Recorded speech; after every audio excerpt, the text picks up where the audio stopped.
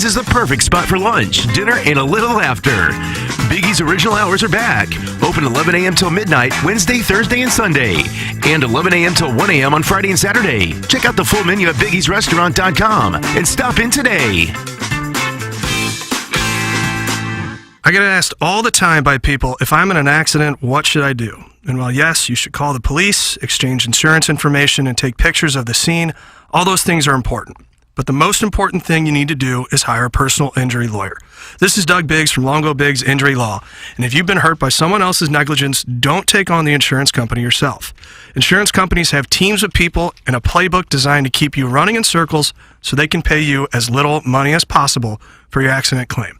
If you don't have a lawyer, they know you can't bring your claim to court, and they will never give you full value. We recently took an offer from an insurance company without a lawyer on the case from $12,000 to $200,000. You can't get that kind of result without an attorney on your case. Even if you don't hire us, you need to hire a personal injury attorney. Check us out online at longobigs.com. Bet like the pros with the world's largest sports book right at your fingertips. Circa Sports is now available in Illinois. Hi, I'm Derek Stevens. I've been a lifelong sports bettor, and I'm the owner of Circa Sports. We're excited that the Circa Sports app is now ready for action. Experience big app bets with high betting limits, tight money line splits, and more. Now you can download, fund, and bet like a pro from anywhere in Illinois.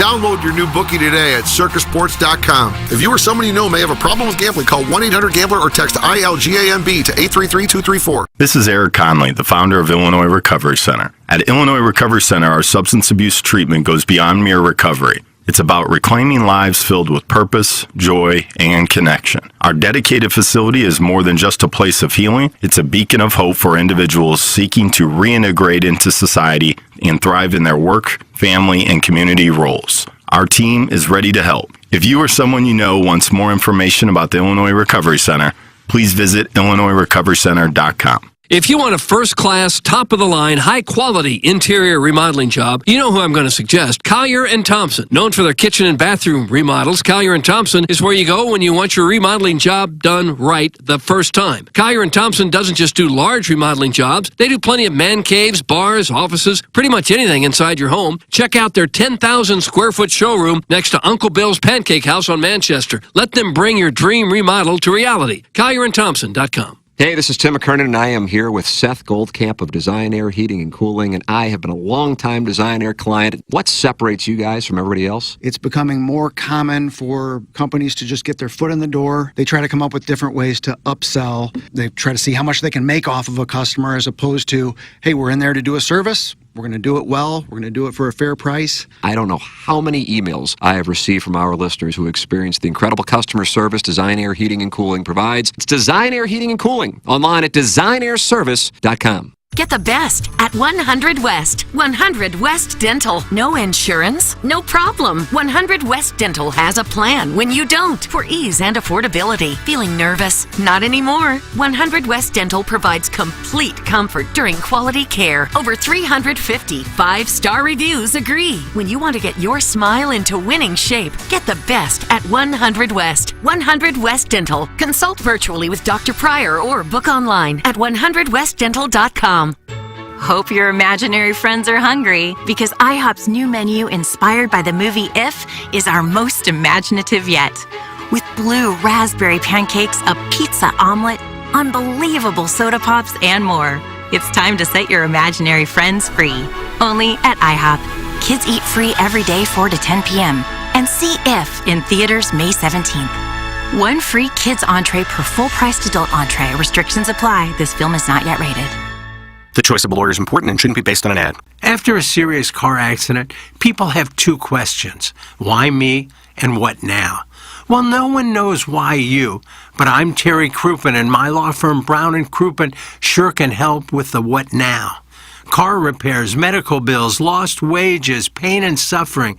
We're Brown & Krupin, and we've got all those answers. All you have to do is call 222-2222. Hey, if you like the morning after, check out Balloon Party on 101 ESPN. HD1, by the way. It's sports talk with Tim McKernan and Action Jackson from 10 a.m. to 11 a.m. each weekday, right after the morning after. It's the worst named show in the history of radio, but the content's pretty good, so check it out on 101 ESPN or get the podcast on the TMA app.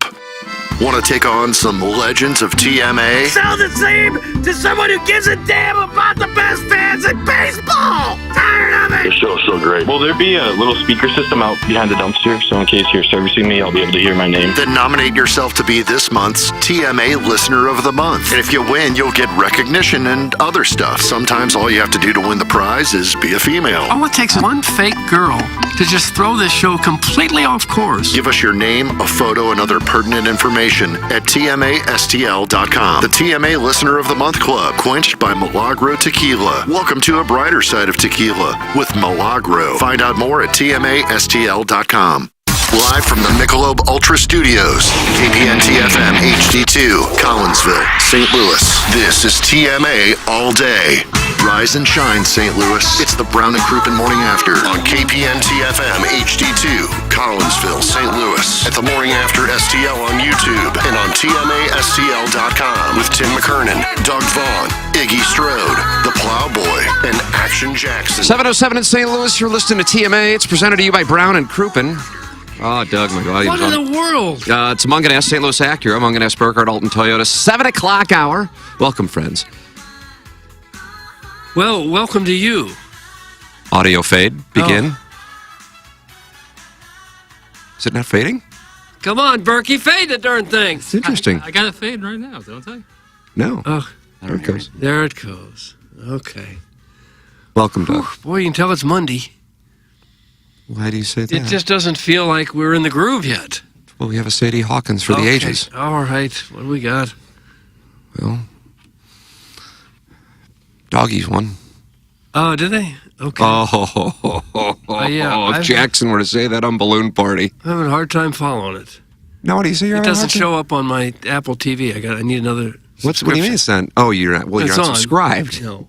That's what I said. I need another subscription. So I'm out of subscription. I'm fresh out of the subscription business. Now, Producer Joe's going to hold you accountable. No. So a nice win for the doggies. 3-1 your final. Okay. Want to hear a call of a goal? Sure, I'd love to. All right. One moment, Berkey. See, we're just not in the groove yet. I don't think you're right about that. Okay, hit the lever, Berkey. Berkey dismisses it to the fire end, and it falls to Rasmus Alm about 40 yards from the goal. He takes a shot, front to the box, he scores! Oh, Rasmus Alm! City leads!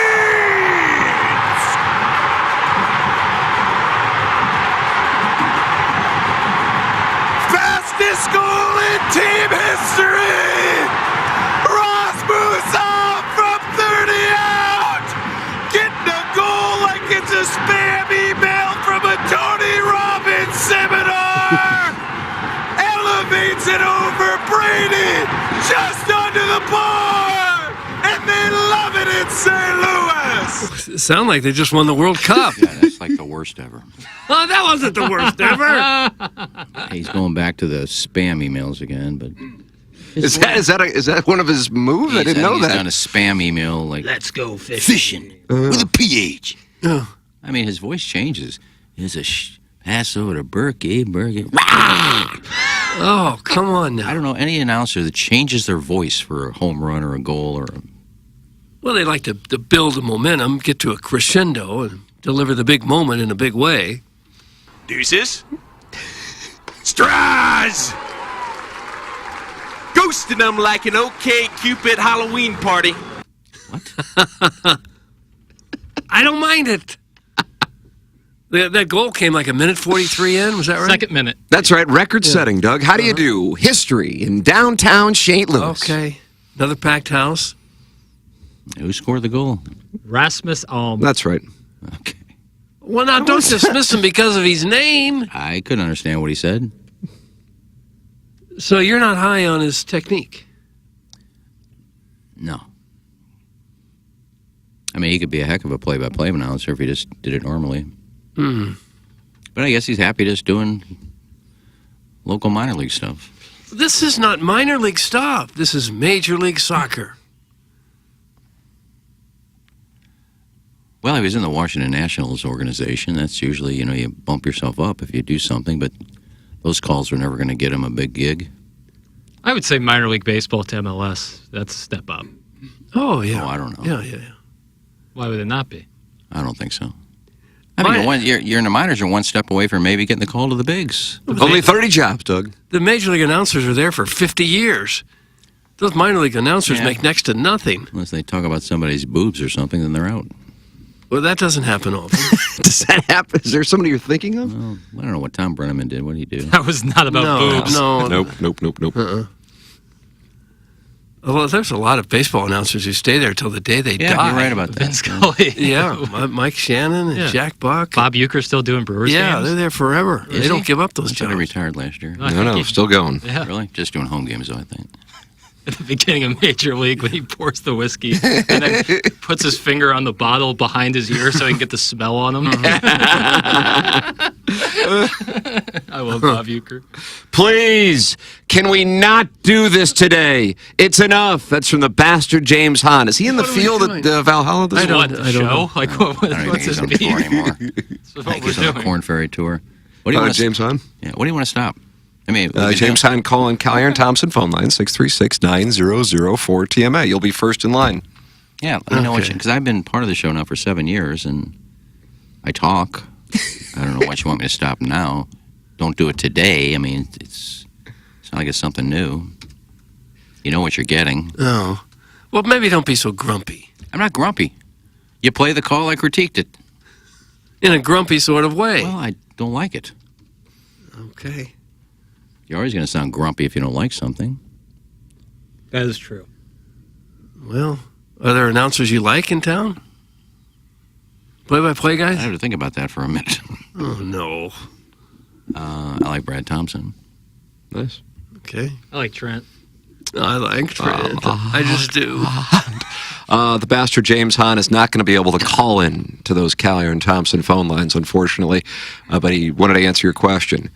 Ken, all of Ken, stop it. James Hahn. There you go. I nailed it. Anything I do. Well, nice knowing you.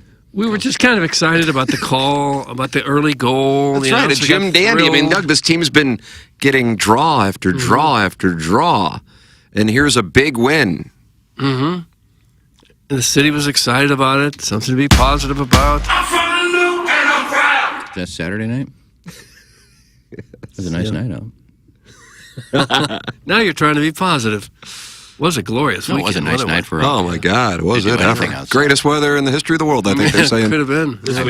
I've yet to see two things that everybody's posting pictures about, and I don't know if it's I'm in Maryland Heights and I don't get any of this. Your world revolves around Facebook. I've yet to see a cicada. Oh, my God. Are you serious? I haven't seen one. I haven't heard one. I didn't see one till yesterday. Saw one climbing up a tree. I haven't heard any, and I don't know where these northern lights are coming from. I haven't seen those. Doug, where are they coming from? From the north. Yeah, but everybody's posting pictures from their backyard. I saw them tonight. Where are they? Well, and it seems like there's a picture of mountains and a lake in every picture. Apparently, that's people trolling you. No, I've seen like 100 pictures of them. Where would there be mountains in St. Louis? I don't know. It's backdrop. There's not a backdrop well, here. Melly Mel wouldn't lie. Who's Melly Mel? She's a listener. And she posted a picture from her backyard in St. Ange because it wasn't the best like I'm seeing all over the place, but the nice purple hue. I mean, she had a picture of them. Where are they?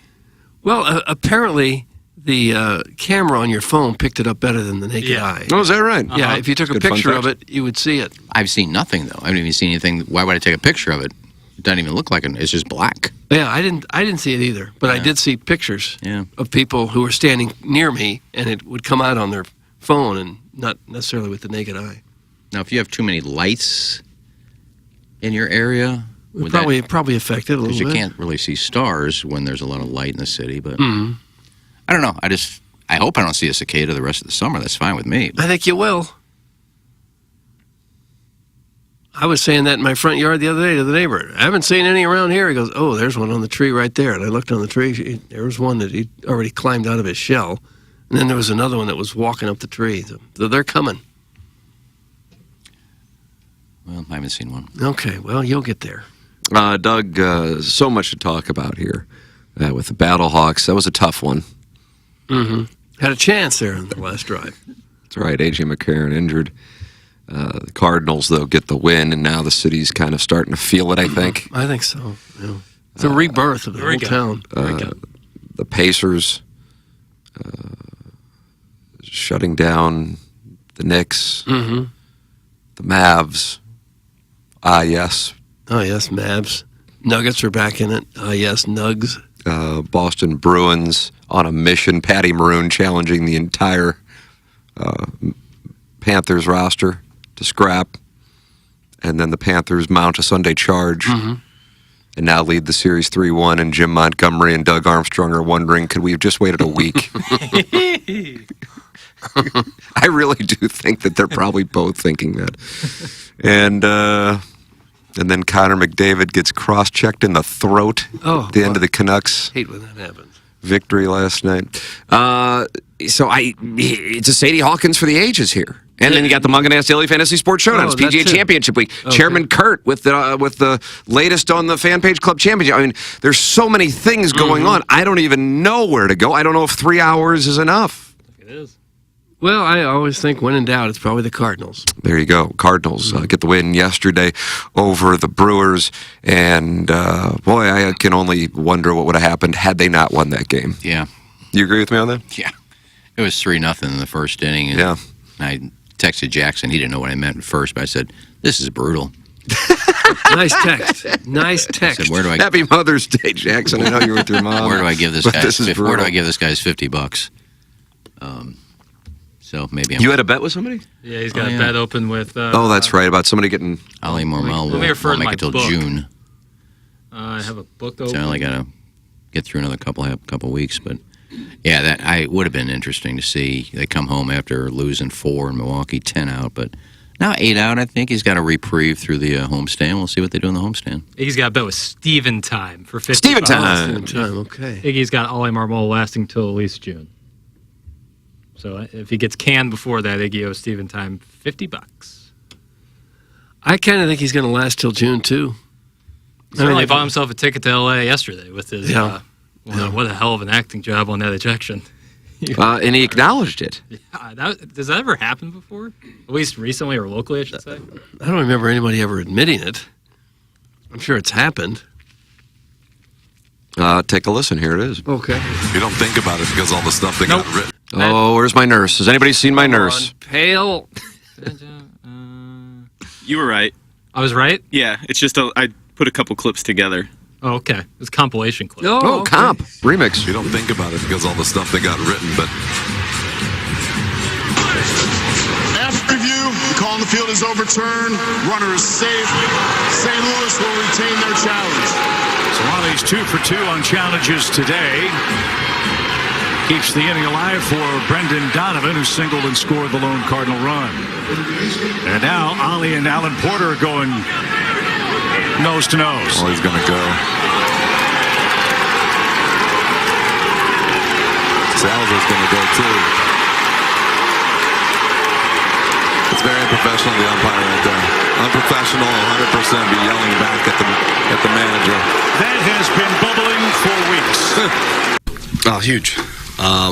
Changes the complete mood of the clubhouse as far as just leaving here with a win, going to LA, and then hopefully we take care of business there. But yeah, seeing the guys come off the field and in here, just the overall vibe and enthusiasm behind how that day went offensively, it was a really good day. Guys are starting to come out of it. Yesterday we saw some of that. Today they repeated it, but very positive. Usually when managers or bench coaches get ejected, it's because an overturned call didn't go their way. Yours did, but there was clearly frustration in the first 3 innings about the umpiring. No, Alan Porter and Sean Barber are good umpires. That had more to do with getting something going. Those guys do a nice job. Their job is tough. But at times you just got a little skid, get something going. But no, I've got nothing against that group. Do you feel like it worked? I'm glad the boys pulled it together and won. Yeah. Thank you. Okay, I always find it hard to believe that hitters who are in a slump will suddenly see a manager go crazy and argue and get thrown out, and then they say, okay, now I'm going to start hitting. Now I got it figured out. I guess in this case you could argue that it worked. I just find it hard to believe that it works. Paul Goldschmidt hit a home run as soon as his manager sacrificed his day for him. Thanks, Ollie. I'm Yes. going yard for the second time this Work year. for him. Yeah, man, I was comfortable hitting 107 until now. You throw out my bench coach, and I've had enough. I guess at this point you try anything though. Yeah, you can't blame him for trying something. Did he say that in that clip that I saw Sparks yesterday? Didn't they lose like 11-3 the day before? No, they lost. It was off the edge of the glove, Doug. Off the edge of the glove. Oh, that's The edge right. of They had the the bat. lead. That's right. They had the lead and then lost 5-3. They got smoked in the 2 games prior, Friday and Thursday. 11-2 Friday, I think. Well, it's still pretty bleak. They're still, 8 out? But they're better giving than 10. quarters. Well, as far as last place goes, they're giving no quarter and asking none. Might be a new T-shirt for the 80 fans of the ball game come July. Doug, the Reds want quarter? No, they're asking none either. They've lost 2 in a row. The Reds are 17-23, but the Cardinals trail them by a game. Pirates are doing their best after the traditional strong start. The Cardinals are a game and a half back there, so by tomorrow night, the Cardinals could be a third-place ball club. How you like that, Doug? Yeah. We got a good ball club. They got a good ball club. We got good pitching. They got good pitching. We That's got Liber- good defense. They got good defense. We got a good monitor. They got a good monitor. Libertor on the mound tonight. Yep. Well, I like him as a reliever. As a starter, I don't know. He's going to go up against the Halos. You know. The feared Halos. Well, all we can do is sit back and watch and see how it all pans out. Watch them wear red hats against a team who also wears red hats. They're going red hats this week? I think the texter said that in the Diamondback series they should have worn Navy caps and they didn't. That might be an indicator that they don't have Navy caps. And again, let's just take the club out to Lids. Field trip day. We go to Lids. Everyone gets their West hats County Mall, sized. Doug? Was it Nike's fault? Don't they do all the uniforms now? Yes, but New Era still makes the hats. So I don't know if that is I don't know if it changed with the hats or not. They definitely still wear New Era hats, but either way, just let's all go to Lids. We'll size up our hats. Yeah. If someone has to get a snapback, so be it. Is that what they're saying? They can't get the hats? Or That's they what one of the texters said last week, that can't there's get some them. issue. You Well, go they to can't- any mall and get a team That's full what of I'm hats. saying. They also can't get the powder blue uniforms, and they can't get the Saturday home cream uniforms. So they have 2 uniforms, the home and roads, and that's it. This is a supply chain thing? I don't They're know. all loaded up There's- at Long Beach still? There was no way that can still be an excuse 3 years later. And they're a Major League Ball club. Yeah, they got Supply a Major League chain. Ball club. Make the guy in Topeka wait an extra week for his jersey. Bambi Sapphire says they have blue hats. They did in April versus the Brewers. They wore blue hats Maybe they against the lost Brewers. Sunday hat. We're not talking about the Sunday Yeah, hat. we're talking about the Navy. Doug, that was Bambi Sapphire texting. Okay. You can text in too. Jeff Lotman, Compass Realty text inbox 314-881-TMA5. Jeff Lotman is online at JEFFLOTTMANN.com. Yeah, JEFFLOTTMANN.com. He's with Compass Realty. And here we go. This is it. Now we're going. Kids are wrapping up school. And then parents start going, let's look, let's move, let's be ready in August when the new school year starts. Work with Jeff Lotman if you're looking to buy. Work with Jeff Lotman if you're looking to sell. Online at JEFFLOTTMANN.com. Yeah, JEFFLOTTMANN.com. Jeff Lotman, Compass Realty, the #1 luxury real estate broker in the St. Louis area. But luxury isn't about a price point, it's about an experience. Work with Jeff at JeffLotman.com. Doug, who's our title sponsor? Brown and Krupin. Bill. Brown and Krupin. BROWNCROUPPEN.com. It doesn't really work like it does with JeffLotman.com. It doesn't roll off the tongue. But Brown and Krupin, what does roll off their tongue is great advice if you have a potential personal injury lawsuit. Brown and Krupin is a local law firm here to serve you. Been around since 1979 in St. Louis. Just built that new facility down there on the hill. And they've got a total of more than 250 legal professionals now working around the Midwest. They become one of the largest personal injury firms in the entire Midwest, and they've done that because they are successful. They'll give you a free evaluation on any case you think you might have. They work on a contingency basis, no upfront cost at all to you. If you don't get paid, they don't get paid, and they've won more than $1 billion now in compensation for their clients. Brown & Krupin, huge part of the community. They treat their clients and their employees like gold. They've been voted one of the best workplaces for many years. Brown & Krupin realizes that happy employees are the key to providing the best client experience, and that they do. If you think you may need Brown & Krupin services, call them. I'll give them the number now. 314-222-2222, or you go to brownandkrupin.com and make sure you let them know you heard about it here on TMA. The choice of a lawyer is an important decision and should not be based solely on advertising. Past results are no guarantee of future results, and every case is different and must be judged on its own accord. Munganass sponsor the 7 o'clock hour here on TMA and the Daily Fantasy Sports Showdown. They're online at stlouisacura.com and altontoyota.com. The great Jamie Burkhardt has a special for our listeners, the TMA loyalty discount.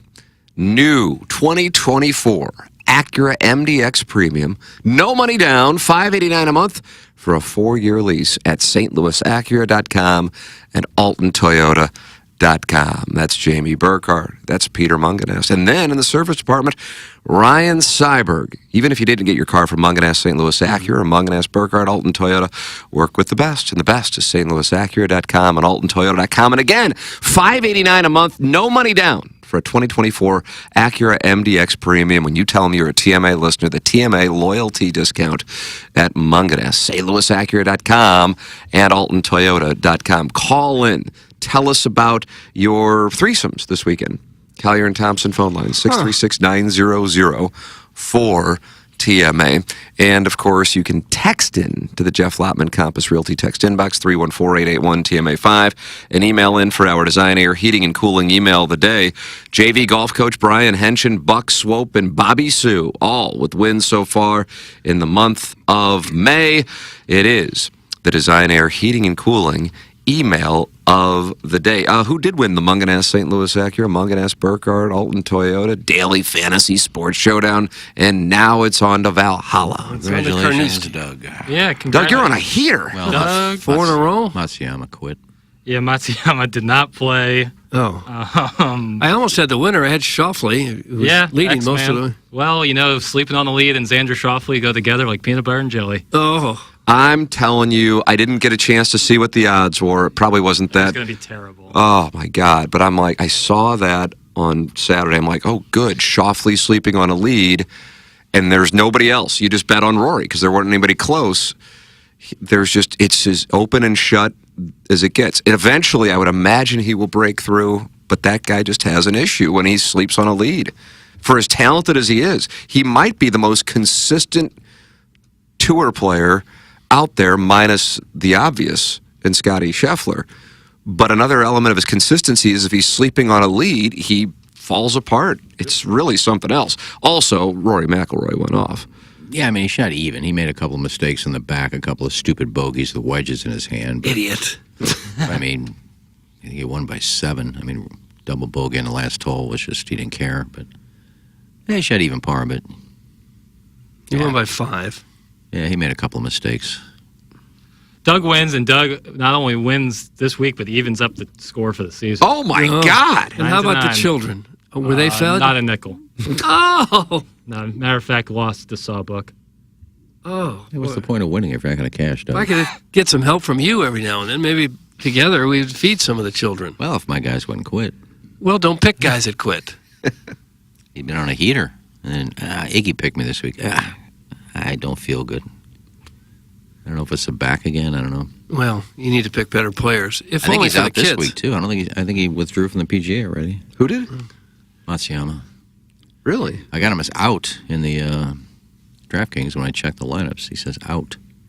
Says Doug, breaking news. Says Oberg is out, too. Maybe that's just because they were out for the last week. Yeah, it could be. I checked yesterday, too, so that's, putting a lineup together on a Sunday is kind of stupid, but... I mean, I can always change it, but they had out next to them. But I think they got until this week. I think they have until Tuesday to say if they're playing or not. Guys, Xander is more nervous than Ken putting at a member guest. That's from Tervis Parish. Yeah. Knock-kneed. I don't know why people keep saying this.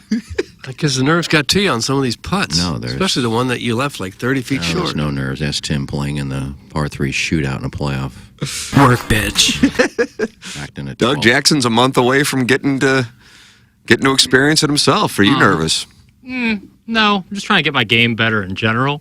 So it's all working towards the same goal. All right. Mr. Siders, am I going to be feeling the effects of what Mr. Siders did to you 3 Sundays ago? No, 2 Sundays ago, nurse. No, the Siders match was actually a real, it was a calming loss because calming loss. It sounds like the kind of thing you say when you say your loss is going to help you in September. That concerns me. No, nothing about the loss will help me, but it was just like a case of this guy's a better golfer than I am. That's okay. Yeah. Sometimes you accept that. Some days you will be the golfer who is better than you, and yeah, that day was not one of those days. I'm cool with it. This guy's at peace. Yeah. Maybe Iggy can lend you one of his sedatives so you're not so nervous. Like a beta blocker or something? Nah, I'll be all right. I told you I talked to Meredith Scheffler over the weekend or early last week. You talked to who now? Meredith Scheffler, Scotty's wife. Mary Lou? And I told Mary you. Lou Redden. Yep, told 84. Told you she was going to have the baby on Saturday. I believe they had the baby on Saturday. And you knew this how? Well, I talked to her. She said, I think it's You talked to her? I think it's due Saturday, yeah. You called her in the hospital? Yeah, she went in the hospital, yeah. Chipping balls with Scotty. Now, I think there's been no report from Scheffler, but I think Bob Harang, a reporter. Bobby Harang. Bob Harang. Who is Bob Harang? Golf writer for Golf Digest, I think. Is it Herrig? It's Bob Harang. Might be Harrig. Bobby Harang. Who wants to be Bobby Harang? Wasn't there a Harang who pitched for the Reds? Am I thinking of someone? Yeah, the big leg kick. He had a big leg kick, straight-legged. Yeah, Juan Marichal, you're talking about me now. Well, I don't follow the Golf Digest. I don't read it, but no. He said Scheffler's in the field. He has a press conference Tuesday, and he hashtagged it baby born. Just as you predicted. I said you win again. I said you'd have a Saturday. She had a Saturday. I don't know why he hasn't said anything.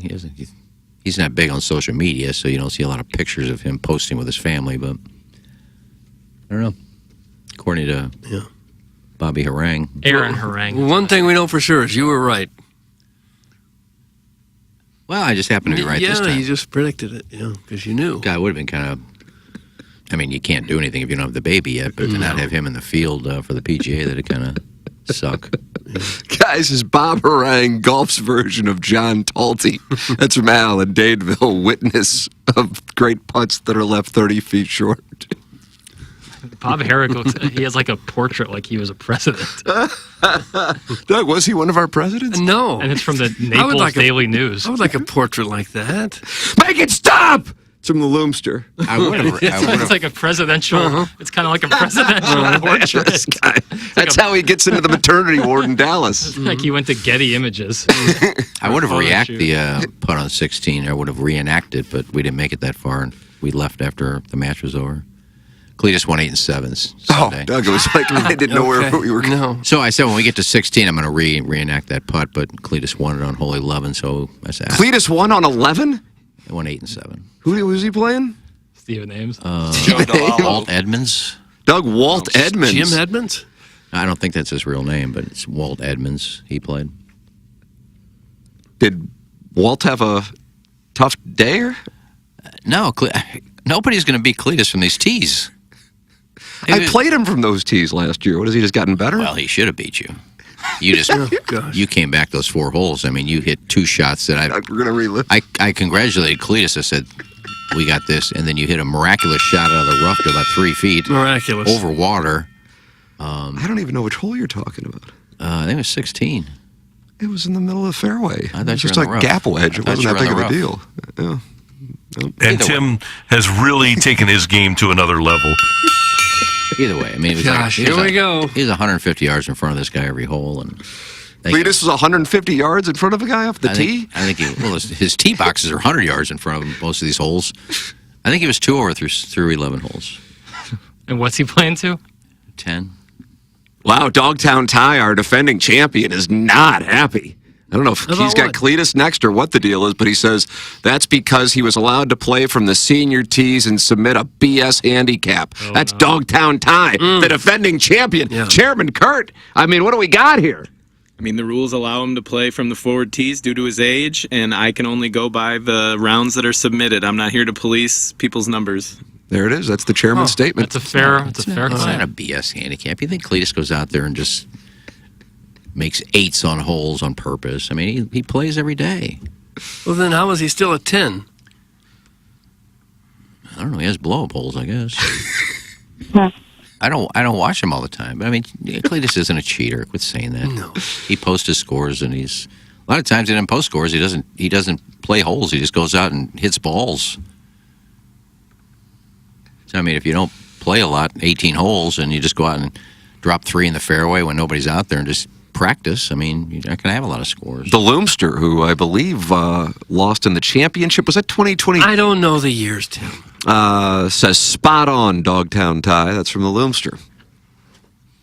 Well, he's allowed to play from those tees, and a lot of those holes you get a big advantage. Some of those holes are 80, 90 yards ahead of everybody, so I could have played from him, and I probably won, but I promised him. Of course you would have. Of course you would have. You were robbed. I promised him I'd play from the whites. You made your promise, and you're a loyal guy. I kept to it. I had to play for those tees. I think I would have beaten him. You were cheated in every sense of the word. I wasn't cheated. I agreed to play from the whites. Flip Wilson. Doug, we spent an afternoon of Flip Wilson last Monday. Yeah. He's a wonderful gentleman, and he says he plays every day, but he doesn't post the ones that will hurt his handicap. That's from Flip Wilson. That's not, how do you there know is that? a serious accusation. Jackson, they're flying around here. Maybe we should cover this on Balloon Party. How do you know that? Do you watch him play? Flip Wilson calling to the Kyer and Thompson phone line, 636-9004 TMA. I just told you what he does. If he's out playing with Guy or some people and he's, got money on it, like with Flower, he posts a score. But a lot of times he just goes out by himself after work and goes out finds an open hole and hits some drives, hits some chip shots, and just practices.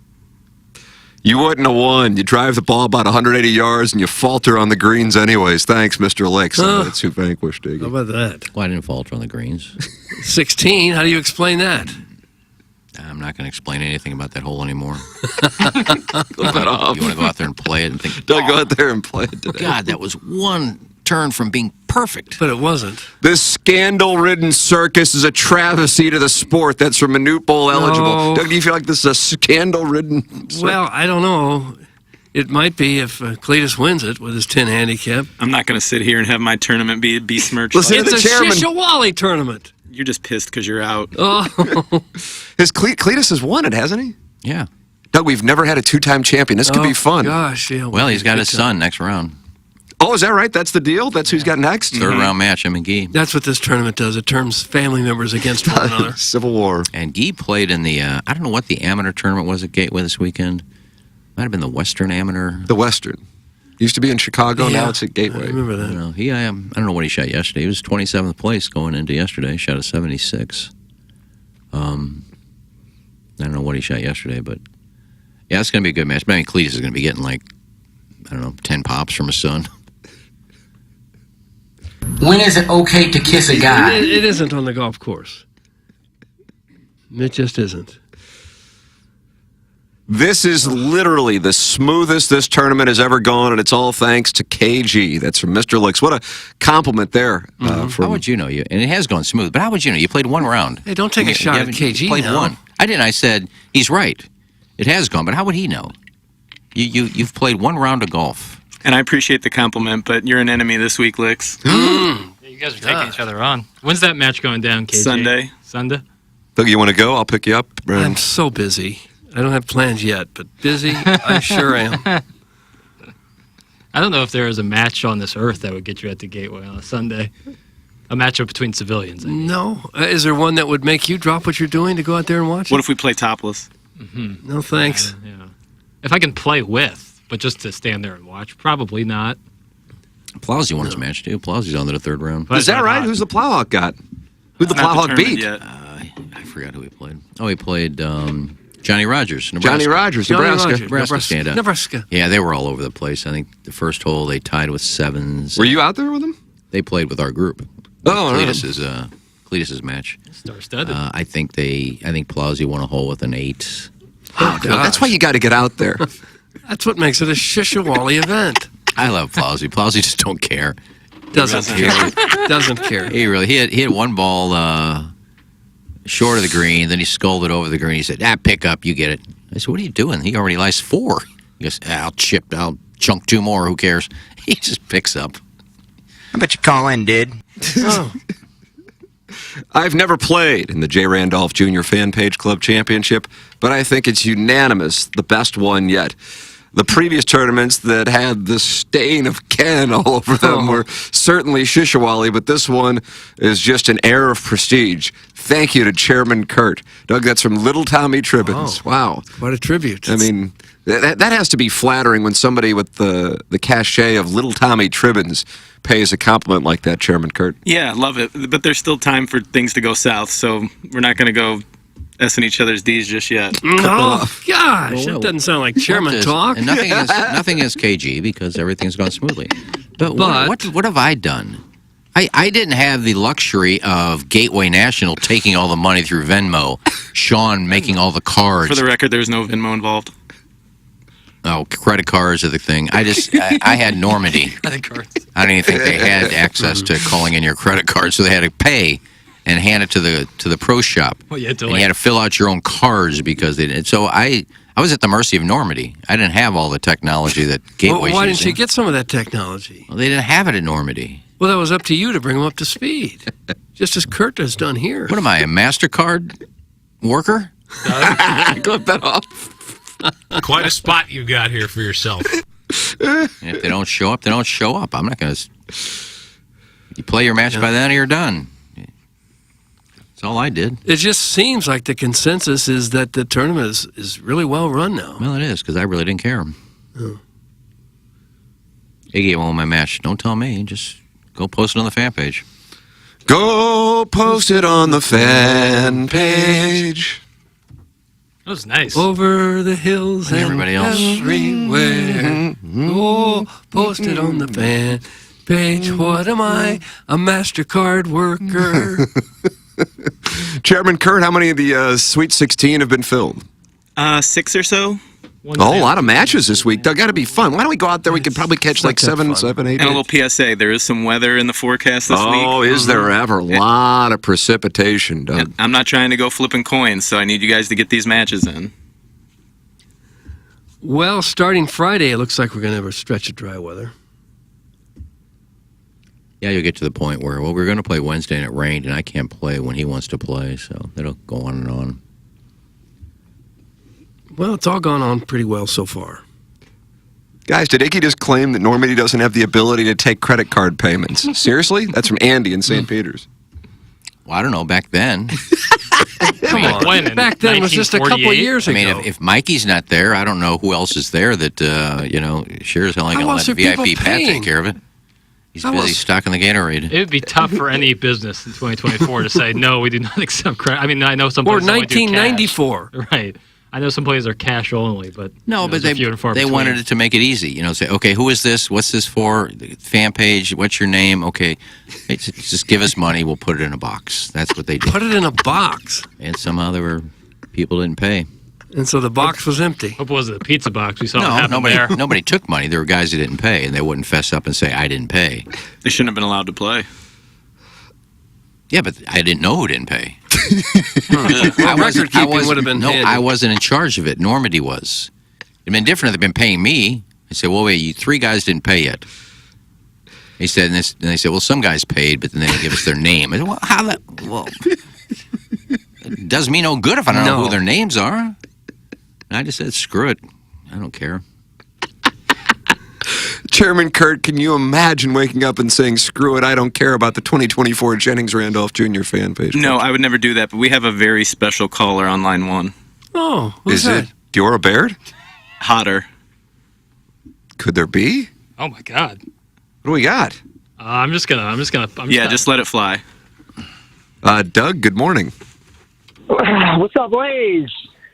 Plow Hawk. Oh, Plow Hawk. Baby boys. I honestly thought it was Ella Reese. Ella Reese. I wish. That's gonna happen. I want the same cup size. How you guys doing? Wonderful, Plow Hawk. Congratulations on a glorious victory. And I know you're excited about the Cardinal win yesterday. Yeah, I mean, what did it stop at? Was it an 8-game or a 7-game? 7. So I think we're now turning the corner. I felt like that was kind of that turning point. That was it. That was the one. The team's really coming together offensively. You look at the pitching staff, and I mean, you got Carlson who came off. I think he started 0 for 13. So you got that guy who couldn't be traded for Soto really killing it.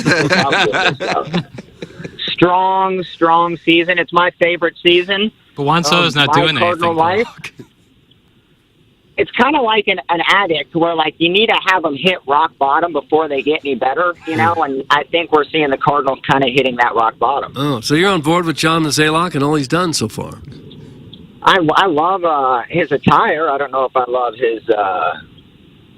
his ability to build a team, but I do love his comments. He is great on air. He is great with a microphone in front of him, and the DeWitts are great people. Well, they are. I'm just kidding. No, I just wanted to call on to say hello and, you know, talk about me shooting like a 99 or 102 and still winning. So it was a battle. I got to congratulate John Rogers for giving me a fight, man. That was a good little match. How many holes did it go, Plow Hawk? So I was up 2 going into 17, and I hit a driver on 17 like everybody does in that par 3. That was the second driver I busted out on a par 3. That 210 on I think 15, I also hit one.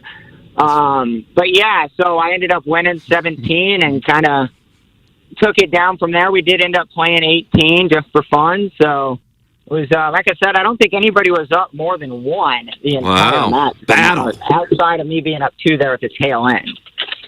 And you shot a 99?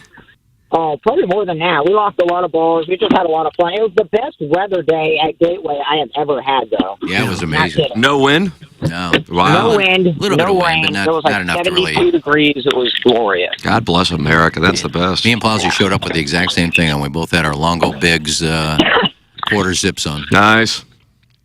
So how's Yeah, the we new did job? look fancy. How's the new job going? Good. I'm just getting my lunch pail, so nothing changed there. Just picking up my lunch pail out of the van and walking to the office as we speak. Lunch pail. You also wear steel-toed work boots? I like that. I actually have dark jeans, a red cardigan, a red button-up with a white sweater over it. Oh, look at you, little busman. Yeah, it is a little look like busman. Mr. Rogers. Yeah. That is a Mr. Rogers get up. Plowhawk, are you missing the show, the skeleton? What are you missing and what are you not missing?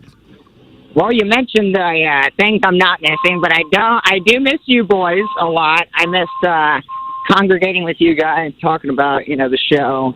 But that's about it. You know, I love the hours I work with now. I'm getting kind of used to a normal 9 to 5, and love the people I work with here. So no complaints, but I do obviously miss hanging out with guys. And I met a listener at a gardening shop there at Home Depot yesterday, and it kind of brought back memories.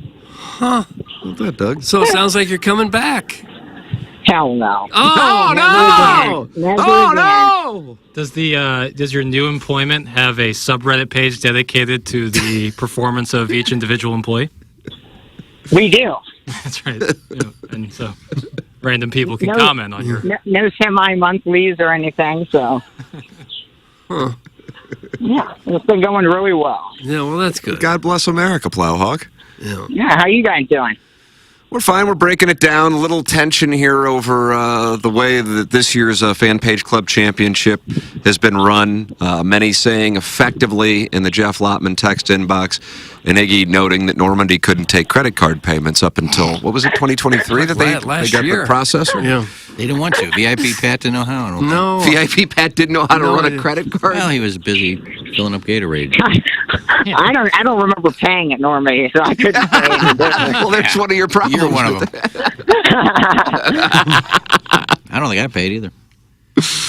Doug, well, I guess we got 2 of the people who didn't pay right here. No, but in Normandy, we didn't have to pay. That was... For the tournament, you would have had to pay. Well, the prize pool, but there were people that didn't pay the prize pool. And Did you? Normandy, yeah, I did, but I don't know. Normandy didn't take names of the people, so they didn't know who paid and who didn't. Is that the envelope incident? Yeah, it is. And then Gateway had the man in black. Plowhawk Iggy has a wager with the texter Steven Time. Iggy, you bet that Ali Marmol would get fired or wouldn't get fired by June? I think, yeah, we talked about this. By June, is that correct, Iggy? Yeah, I said he would last till at least June 1st, so I need him to hold on another couple of weeks. I think he's lasting the year. I think he's going through it. I wonder what would have happened if they would have lost yesterday. I mean, in the first inning yesterday, and the Brewers are up 3-0, I'm thinking, oh my, they really might do something. I really did.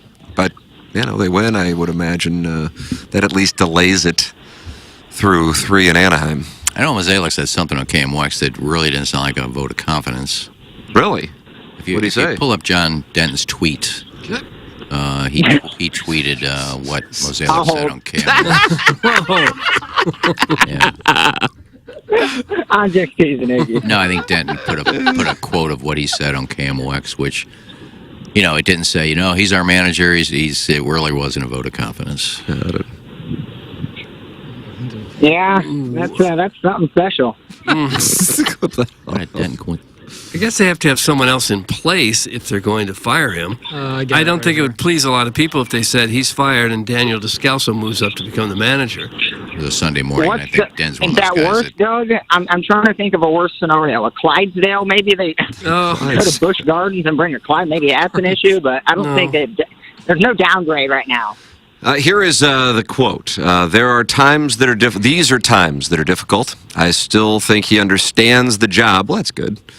I think he knows how to manage, and I think he's trying to put the right combination of players in. But at some level, you've got to have some performance. Yeah, I understand fans are not happy with myself, and they're not happy with Ollie. I don't think anything I say here today is going to change that. We have to keep trying to go back and get this to work, and we understand if it doesn't, people are going to be held accountable, and ultimately that starts with me. There you go. That's Now, it's going to start with the assistant hitting coach, right? Like, it's not going to start top. I wonder what they would do. Like, who would be the first one to go? Turner Ward, probably hitting be the first. hitting coach, pitching coach, then Ollie. I'm with Iggy. I think that's exactly how it goes. It could. I don't know how that's going to turn anything around. I don't know how you get rid of this hitting coach, though. I mean, they're clicking on all cylinders. Every player seems to be exceeding expectations. Yeah, pretty much. I mean, I only made that bet because the way I look at it is I don't think the Cardinals this early in the season are going to make fools of themselves by saying, yeah, we signed him to a 2-year extension. Now we're going to fire him 40 games in. I think they'll give him a chance. Wait a little bit to just save face. Well, if we had this roster 5 years ago with Carpenter and Crawford and Goldschmidt and Arenado still in the prime, we'd have something going. But now, since all those guys are kind of old. With Marmol at the helm? Well, I'm not sure how much it matters. I mean, you're right, Doug. I think that's the key. Yeah, if your guys don't hit, it doesn't matter who's managing, really. If you determine that they're not prepared, that they're not getting the scouting reports and everything that they need, then you certainly need to make a change. But if you're satisfied that you're doing everything behind the scenes that you need to be doing, and it's just a matter of guys not producing, I'm not sure it's going to matter much who the manager is.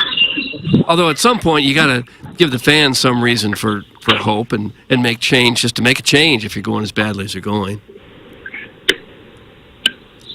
Sorry, lighting up the dark. Oh, God, sorry. Red hot return. Can you smoke at this new job? Can you smoke in there? I mean, I'm not at my desk. No, I'm not at the office. I'm just outside the beautiful building I work in. I'm okay. No. You're just taking a break? Board, man. Okay. That's outstanding. Plow Hawk, who do you play in the next round? Do you know? Or who are the possibilities? KG, I think I have a 17.9 potentially and a 9 handicap. I forgot the name. He's got I've never heard of either. Michael Wilshire or Jordan Harris. Okay. That's what it is, yeah. Michael Wilshire, Doug. All right. Wilshire Boulevard. That's correct. Yeah. So he comes from money. He's old money. That's correct. Wow, Plow Hawk. What if you could make it to the Final Four? No, you'd come out for that. I wouldn't come out for any of it. Come on, Doug. No. Who's left in it in the show? Tim. And Chairman Kurt. And Chairman Kurt. Oh, okay. So you guys still got some contingency now. Yeah. Heavy representation. Iggy got knocked out very, very early. No, I heard about it. I talked to Iggy about it on the course the other day.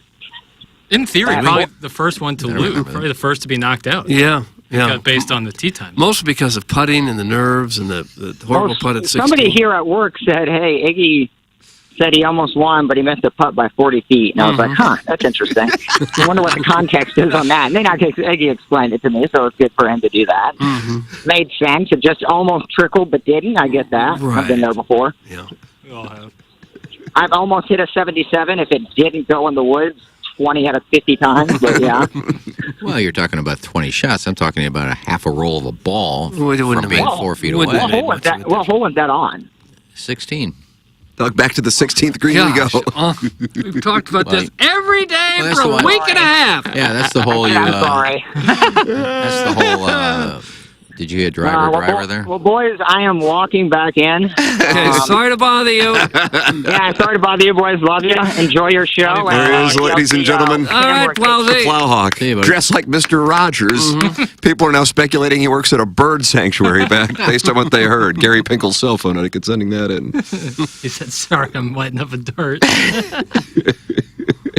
Is there a donkey braying at his work? That's from the birthday hawk. That's a verb you don't hear enough. Braying, I like that. Maybe he's at Grant's farm.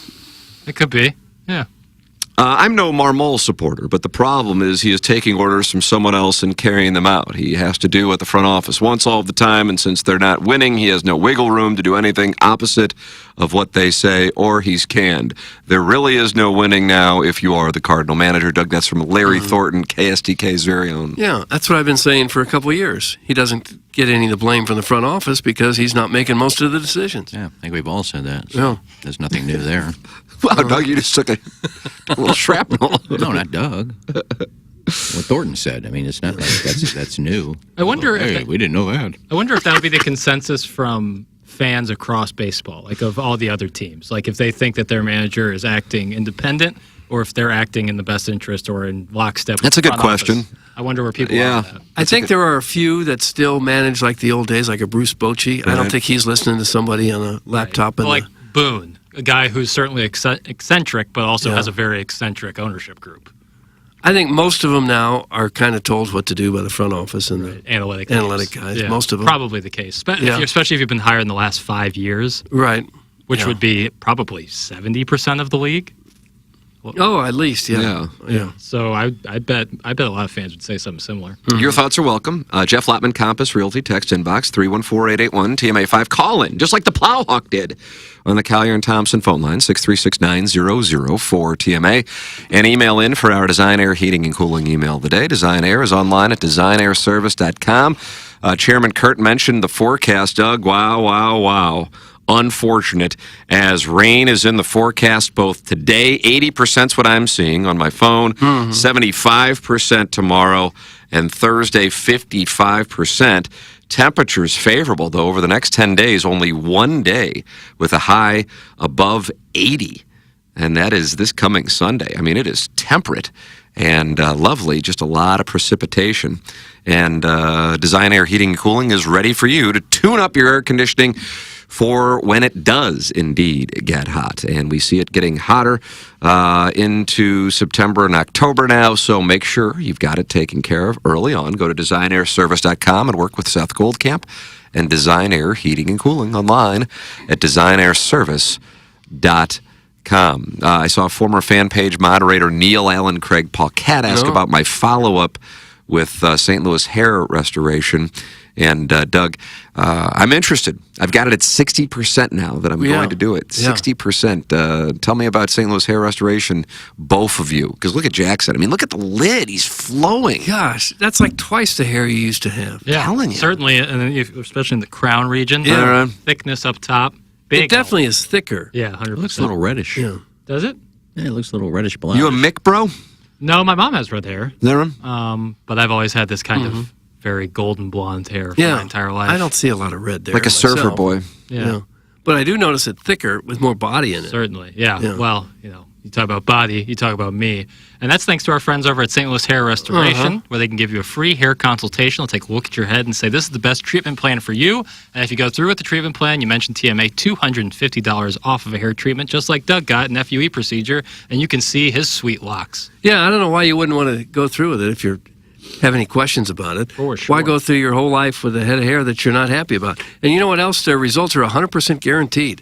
It's not a question about whether it's going to work. It works. You can see from my lid now, I was missing most of the hair on my head from about the halfway point forward. Yeah. Just about most of it. And now it's all back. It's just like the 20-year-old hairline that I used to have. Maybe even better than that. And it's from the FUE procedure that Dr. Polinga performed back in June of last year, where they remove the hair follicles on the side and back of your head and move them around to where you're thin. And then all you got to do is sit back and wait. 6-7 months later, now I'm up to almost 11 months, you'll have your full head of hair back. It's just that simple. They make it easy on you. It is pain-free. It was for me anyway. Didn't hurt a lick. And it works. It works in a big way. If it's something that you've always thought about doing, I would highly recommend it. You do it. We've got a great resource right here in St. Louis.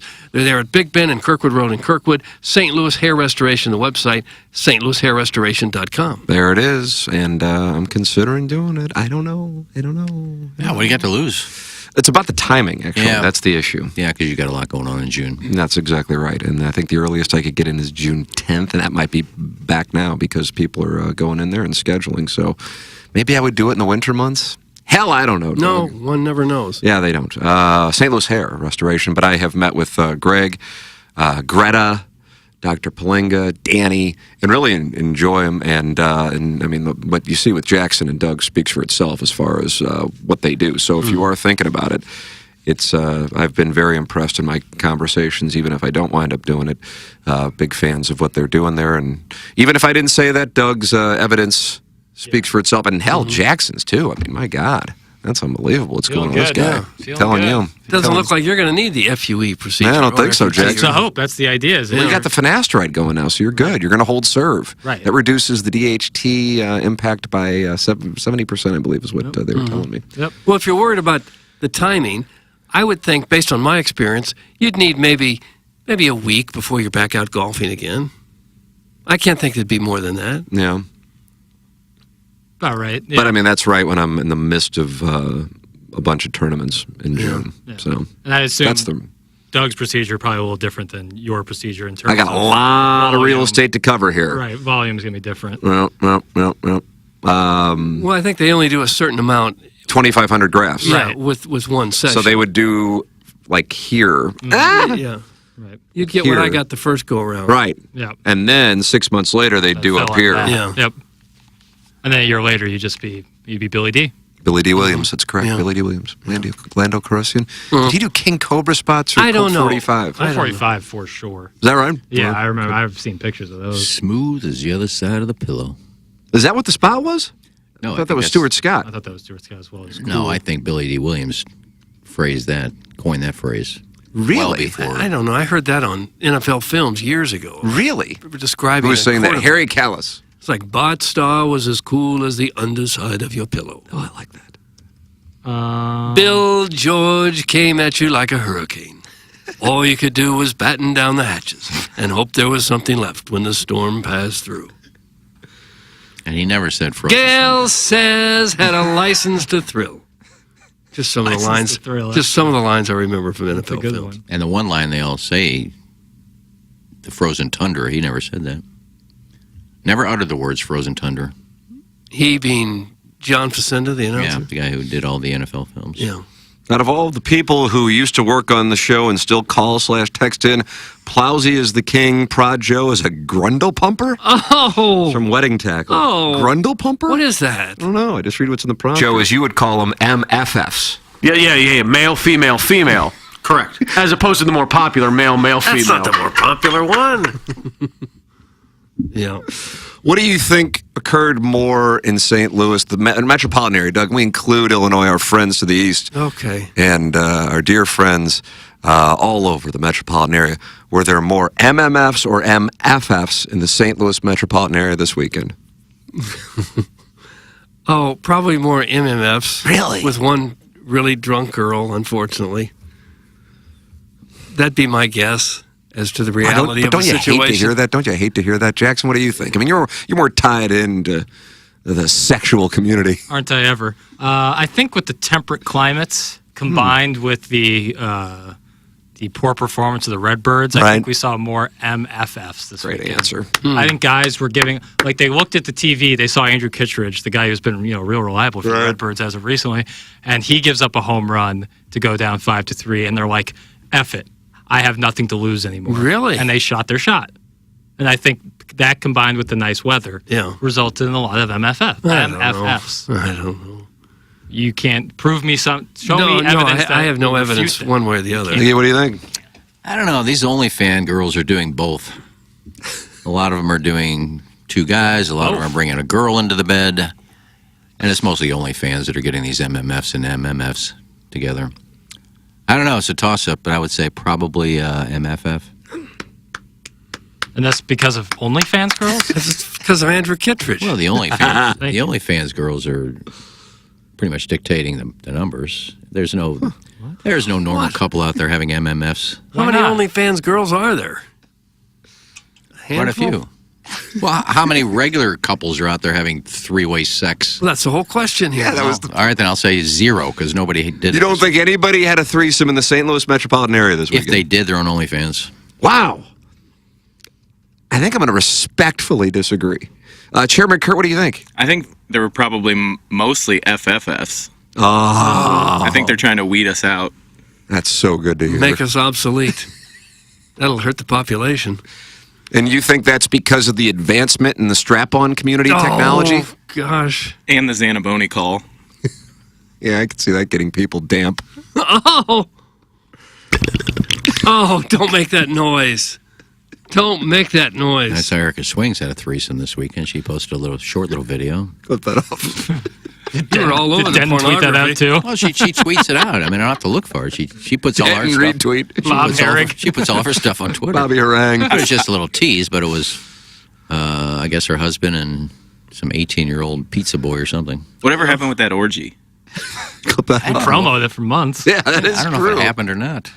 Wasn't it going to be in right around this time now that I think about it? It was like in May. They didn't reach out to me, so I said I can't promote it. I don't know what you want me to say. Just call him big orgiest. How about this? Hey, guys, I was solicited to join an MMF at the BP gas station at Hampton and Lawboro this weekend. Oh, that's Big a good one. Tuft. Ooh, damn it, I live right there. Yeah, you could have been in. Mm-hmm. Missed for you.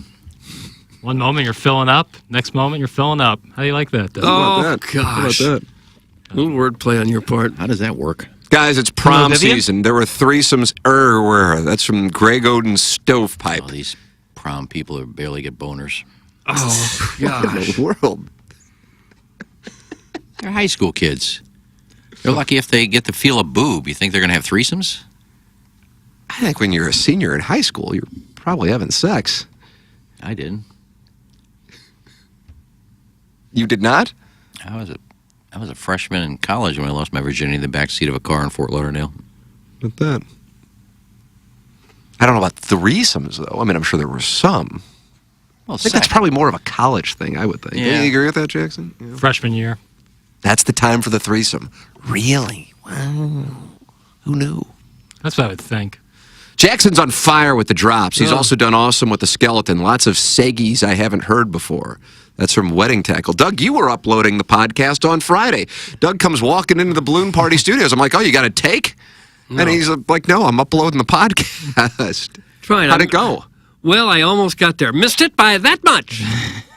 I didn't hit file save right at the beginning. I got the other File save. 9 steps, but there's one near the beginning that I never, when I uploaded segment 2 twice. I didn't mean to. It said segment 3 on the title and everything.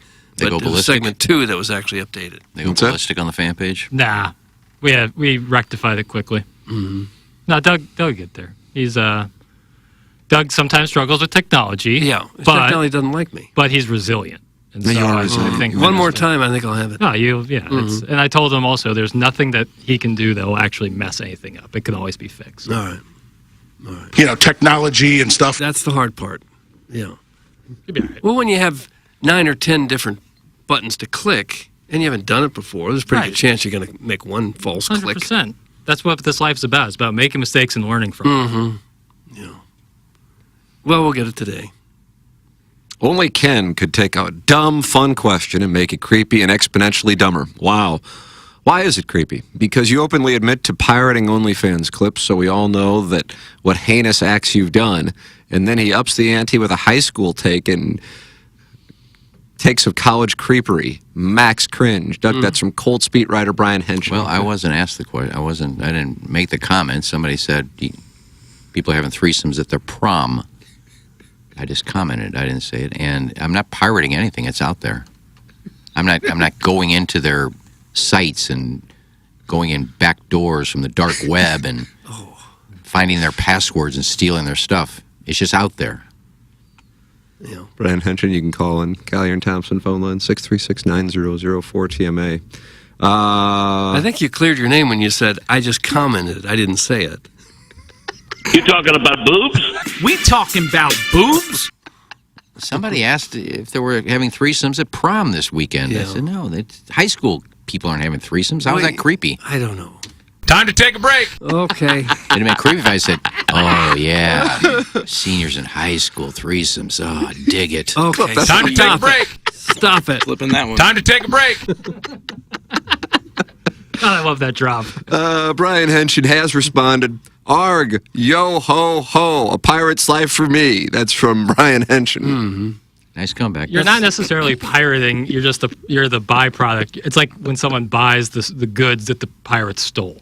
So you're not in turn liable, but you're also not, Yeah, if a friend of mine would have stolen the Pam and Tommy Lee video, if he'd have been the plumber or the contractor who was at the house and stole it, and then said, hey, you got to see this, and showed it to me, am I stealing it? No. I watched it. Same idea. You're the beneficiary of the pirated goods. Doesn't make you the pirate, but it also doesn't make you, the patron saint of geese. Well, these girls just need to make it like watermark it.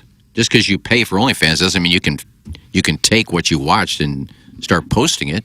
They can, because it's not illegal unless they watermark it and don't let any of their stuff get shared. If they pay for a monthly thing and they happen to be able to take what they saw and put it out in their own place, well, that's the OnlyFans people's fault for not protecting it. Caller Buzz, is he on the line? Oh, God. Nope. Okay. You're not a fan. No, it's just the same crap. And, hey, Tim, got to tell you, this weekend, yeah, my wife got a huge dildo strapped on. We had great. Hey. Tickled my butt all weekend. Hey. It'll be something to do with his butt. But we don't kink shame, do we? I don't kink shame, but his is lies. I kink shame. So if he really were taking a dildo from his wife, you'd be like, okay, that's cool. Yeah, whatever turns you on, but it's just lies. And if you're gonna lie, just make up something other than pertaining to your ass. Flood my face. Gosh. Often. Don't make that damp sound again. I don't want to hear that. I don't know what he means by this. Yeah, why is Iggy not doing this? That's from caller Buzz. Oh, it's just a matter of time before they responded to Doug uploading the podcast. And why isn't Iggy doing it? Don't worry about what I'm doing, buddy. Dogtown Ty. Oh no, I just sent my email of the day submission blaming Iggy for Friday's podcast because I would have put a paycheck on it being Ken. That's from Dogtown Ty. No, that was me. Sorry. It was up there for like 20 minutes. Yeah. Just the same segment twice. It was rectified moment. The title said third segment. Sure did. Todd Reesing says they do watermark it. And he says two-mans are big now. Two-man? Is that like an MMF? Is that what they're called? Two-mans? It's like a pick and roll. Know. Well, if they're watermarked, then you can sue those people if they steal it and put it up someplace else. Oh, is that right, really? If it's watermarked. Just I like didn't know that. When Los Loy Boys came out with their fourth album. Before it was released, they sent me a copy. Of course. And it was said... Textbook example of copyright law. It said, for Iggy Strode, and it was watermarked, that I couldn't take that and share it somewhere, share all their music before they released it. They could have sued me if I'd have done that. Hey, Doug, good effort on uploading the podcast. What a team player. You'll get it next time, big guy. That's a big tuft. Yeah, again, don't worry about what I do after the show. No. Don't worry about who picks up Plowsy's slack. Doug uploaded the podcast. Good. I'm not going to tell you what I do, if anything. None of your business. Guys, I didn't steal the car. I just got in the car and drove it free of consequences, then trolled the owner of said car by letting them know I am driving around their stolen car. Yo ho ho, a pirate's life for me. That's from Brian Henshin, Doug, and he'll keep you updated on the Colts this He's been to Disney World because they sing that song nonstop if you go to Pirates of the Caribbean. You just really need to stop texting in because you really make no sense half the time. Oh. That was your only misstep, was telling Brianna that you saw it not on her OnlyFans site. That was the only real misstep. You would have been fine if you were just, up to that point. I didn't steal it. I don't care. And I only did it for the purposes of doing our interview, so I could say that I saw some of your work. Yeah, you were doing the work. Yeah, I'm not going to pay to watch it was one research little scene to say, yeah, I've seen some of your stuff. Everyone has a limit. Todd Reesing says two mans with the Gen Z MMF. I don't understand. What is so? What? I really thought it was the pick. Is and it roll. 2 man, just 2 guys hooking up? I don't know. That's just gay. It's not. 2 man. That's no kink. I'm like afraid to look it up on my device here. I guess I could do my phone. This would be fun. That's just a gay couple. You heard of this, Chairman Kurt? Mm-mm. I have not. I'm not Gen Z. It's true. But I feel like you're in tap more with Gen Z lingo and concepts more so than the average millennial. That's true. I trend younger, but no, I have not heard that term. I got a meaning here. Double hookup involving 2 couples. A double hookup. Well, it's swinging. Yeah, that's what I would think. You don't need a title for it. Unless the guys hook up and the girls hook up. Oh. That could be a kink. I also have when 2 guys go to the toilet at the same time. Oh. One is I like sitting that. on the toilet seat as the usual fashion. The other sits on top of him facing the other direction. Oh. Sounds like a dotem picture on Twitter. Oh. Well, if there's only one stall, you do what you got to do if you got to go. You don't kink shame that. You wouldn't kink shame that? That's not a kink. They also have the 2-man luge. What's going on there? I think it's just the sport of luge. They say it's the most homoerotic of all the sports. 2-man trumpet. Oh, I don't want to know what that is. Oh. Yeah. The 2-man stand is the toilet seat one. God, that's awful. Just awful. So there's that for you. Okay, so that's common with Gen Z. Who knew? I don't think it is. Caller Buzz has issued a statement. My wife diddles my prostate. We don't have much sex. We pleasure ourselves simultaneously adjacent. There are no lies. That's from Caller Buzz. Okay, we didn't need to hear the that. fishing in the dark thing, right? We didn't need to hear that. Or is that just mutual? I don't know what's going on. What a sex life. Huh? I said, what a sex life. Like Buzz's sex life? Yeah, we don't Probably have... robust based on his text. He just said we don't have sex. We just pleasure each other. So he just sits there and whacks it. Okay, let's not worry. Didn't you do that before you got married? Let's not Now, is worry that about borderline kink shaming? I don't know if not having sex is a kink. It's kind of sad. Just play Celibacy. with my ass, honey. Oh, hey. A giant glob right into my right eye. An enormous glob into my right eye. Oh, Joe. That was you, bro. That was you, That cuz. sounded like producer Joe. You. I thought it could have been Joe, Joe Buck, or Doug. Oh. Any were live. Yeah. That's when I got the Sunscreen. suntan lotion in my eye. You did a Doug Unplugged about that. Yeah. It was a good one. You said that on KMOV? I got a glob in my eye. I got a big glob of suntan lotion in my eye. Well, you didn't. I didn't hear suntan lotion in that clip. Well, it was because they edited. didn't play the whole thing. It was edited. Not by me. That was No, before I'm my sure. time. No, you're in the clear. How does one watermark an audio file? Fairly certain that's either a lie or something dumb, but I might invest in it for my next YouTube venture. Have the Strode Man look that up. That's from Brian Henshin. YouTubing or watermarking an audio file. I had no clue. All I know is I'll bring the CD in tomorrow. It says property of Kenny Strode, KFNS Radio. Yeah, so like the actual audio is not to be duplicated. Yeah, copy. I don't know how it works. I guess you could share it, but you could physically hand it to somebody. when you get screeners for like the Academy Awards and stuff, it has your Same name for thing. Doug Vaughn for your consideration. Uh-huh. Me, Tim, and Doug all whizzed together by the number 8 tee box during our second round match, right after we were told to hurry up for the 4th time. I think Doug called it a 3-man luge. That's from Flip Wilson. Doug, we did. And I remember I could see the bubbles of your urine when I stood by the tree, and I suckled upon it. You do have a very admirable stream. Okay, that's enough. Very open with my sexuality. Okay, that's Weezer. That segment, as great as it is, was like recorded on a shoebox. That audio sounds really rough at some points. Is that right? It was on remote. We were on remote at Ryan Kelly. I Yeah, can picture that. It was a remote, and like it pops really hard because you guys are like laughing so hard. But it's still, still a great night, Steve Harvey. Like, it was such a good segment. Weezer. I had Weezer. I talked about and we talked a little bit on TMA too, about the possibility of now at this point, Doug, what do you call it? The Bill Walsh coaching family tree. Yeah. With all these people who have been on the show and then doing, potential post-game shows or just once-a-week shows, and both Weezer and Nick, what up, y'all? Yeah, he reached out to. I gotta respond to him. That reminds me. No, you're blowing him off now that you got a full head of hair and an HD1 gig. Doesn't have time for the little people. And who else? I feel like I don't remember, somebody else too. But I kind of am intrigued by doing that.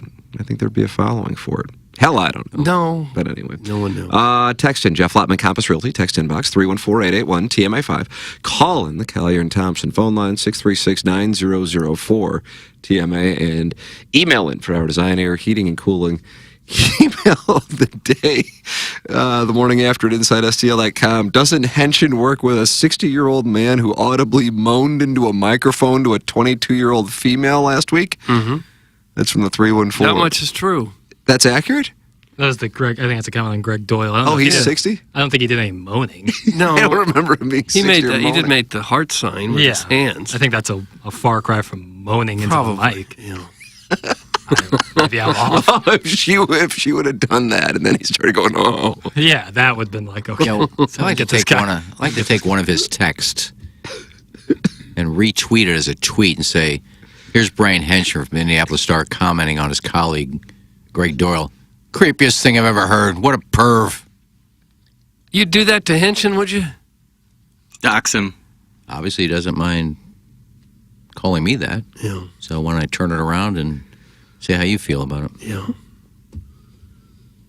Well, that threat's out there then. Yeah, I better watch what you text. No, that's a threat. It really was. It's going to yield some negative results. He had this to say about Greg Doyle after that display. I just want to get down his pants. Oh, gosh. Banter? The trolls. Take one of those texts he writes in about you and put it out there as a tweet by him.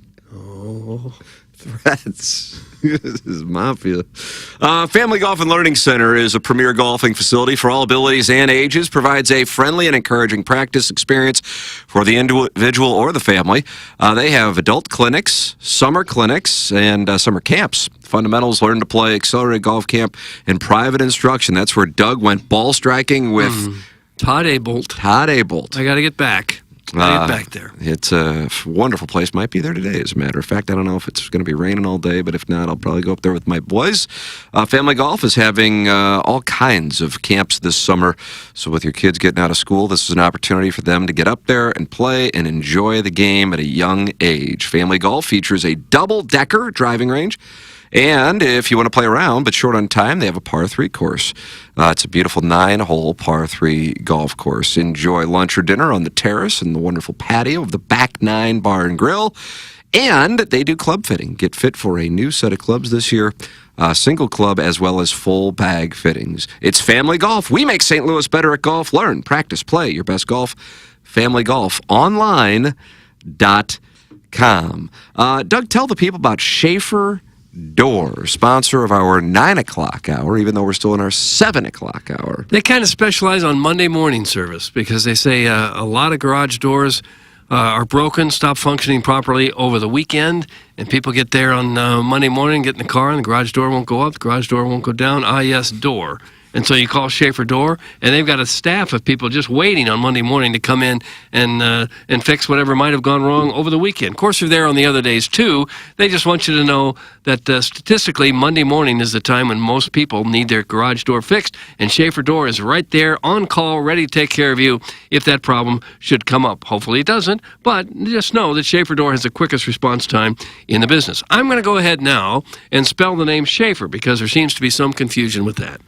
SCHAEFER, and their website is SchaeferDoor.com. Been in business for a long time now in St. Louis. Multiple family members working there, big enough for any job, even if you have a business or a warehouse that uses those big, tall, giant garage doors. Schaefer has experience with those types of jobs as well. Or if you just have a small garage door at home that has a minor problem, they'll take care of that too. No problem. Any job, not too big, not too small for Schaefer Door. They can handle anything. Here's her phone number, 636-782-3608. I'll give it one more time. Do it, yeah. 636-782-3608. You call or text, let them know what your problem is. They'll get right out there, lickety-split, and get you taken care of it. SchaeferDoor.com, 636-782-3608. Schaefer Door is a Clopay Master Authorized Dealer. Well, it's Monday morning. You might not feel great. That can be part of the deal on Mondays. But is this going on throughout the week and even on the weekends? Low energy? Well, that can be a symptom of low testosterone. Are you putting on weight and not putting on muscle like you used to? Are you tired all the time? These are symptoms of low testosterone. Is it low testosterone? Get tested at Mentality. LowTUSA.com. I got tested at Mentality. Was in and out in 20 minutes. Super friendly staff. And very glad that I did it. Mentality is a local healthcare facility specifically dedicated to helping men feel and perform at their very best. The normal range for testosterone is large. If you've been to a doctor and they told you that you were normal without understanding the range or testing your free testosterone, it was not fully looked at. Come get checked with us at Mentality. LowTUSA.com. It's Mentality. LowTUSA.com. Send your emails in to compete in the Design, Air, Heating, and Cooling email of the day with the JV golf coach, Brian Henshin, Buck Swope, and Robert Sue. And James Carlton's going to be here in the Schaefer Door Company, 9 o'clock hour. IHOP, 8 o'clock hour. On the other side of the break, a lot of attention has been given. We played clips from Bill DeWitt III's interview with Martin Kilcoyne on the show, both here and on Balloon Party on Friday. One of the clips has gotten a lot of attention, and we will play it for you. It's about Bill DeWitt talking about fans choosing not to show up. Some articles have been written about it. You can form your opinion by actually hearing the audio from Martin Kilcoyne's conversation with Bill DeWitt III.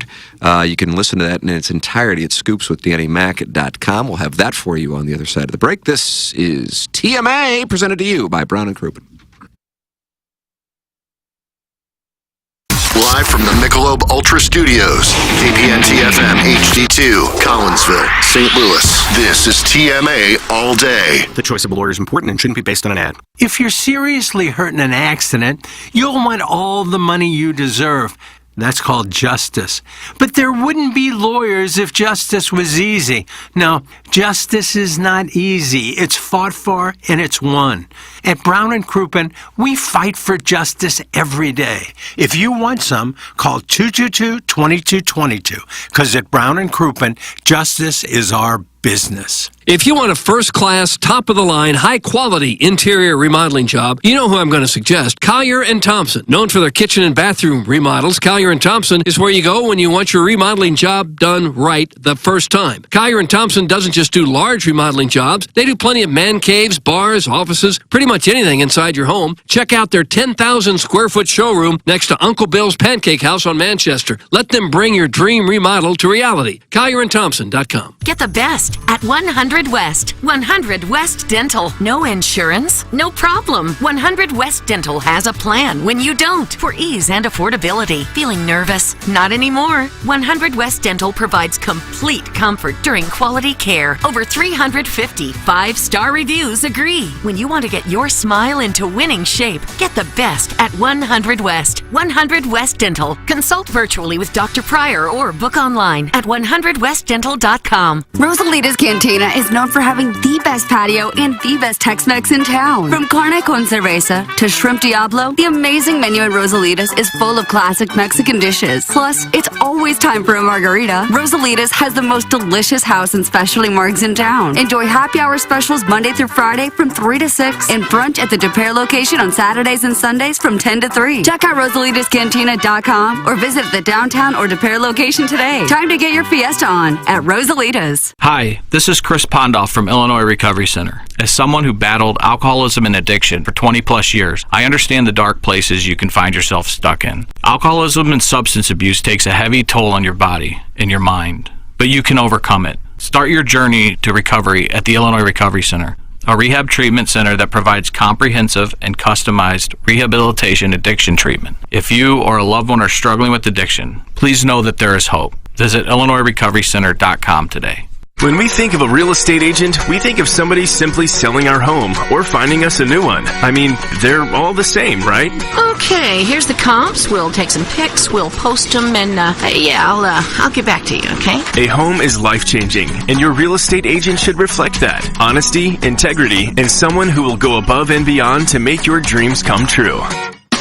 The Jeff Lotman Group with Compass Realty. We're different because you're different. We want what you want. Experience the difference today at jefflotman.com, bringing people and properties together. Hey, this is Tim McKernan, and I am here with Seth Goldcamp of Design Air Heating and Cooling, and I have been a long-time Design Air client. What separates you guys from everybody else? It's becoming more common for companies to just get their foot in the door. They try to come up with different ways to upsell. They try to see how much they can make off of a customer as opposed to, hey, we're in there to do a service. We're going to do it well. We're going to do it for a fair price. I don't know how many emails I have received from our listeners who experience the incredible customer service Design Air Heating and Cooling provides. It's Design Air Heating and Cooling, online at designairservice.com. Hey, this is Tim McKernan, and I am here with a great TMA sponsor, and that is Longo Biggs Injury Law Firm. And you may hear a bunch of out-of-state law firms advertising here and there all over on billboards and so on and so forth. But the thing is, oftentimes their goal is to just settle and move on, and that's not what you guys do.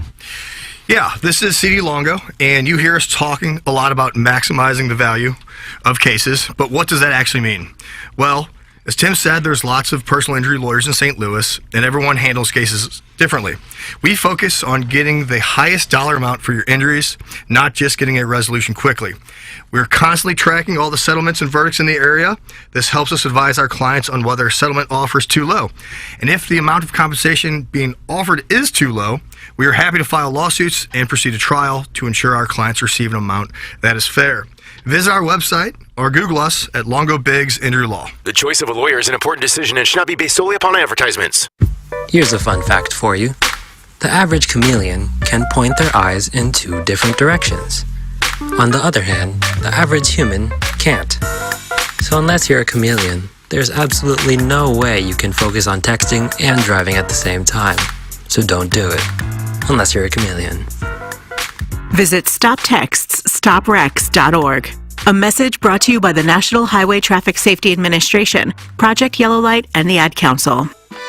Want to take on some legends of TMA? Sound the same to someone who gives a damn about the best fans in baseball! Tired of it! The show's so great. Will there be a little speaker system out behind the dumpster so in case you're servicing me, I'll be able to hear my name? Then nominate yourself to be this month's TMA Listener of the Month. And if you win, you'll get recognition and other stuff. Sometimes all you have to do to win the prize is be a female. All it takes is one fake girl to just throw this show completely off course. Give us your name, a photo, and other pertinent information at TMASTL.com. The TMA Listener of the Month Club, quenched by Milagro Tequila. Welcome to a brighter side of tequila with Milagro. Find out more at TMASTL.com.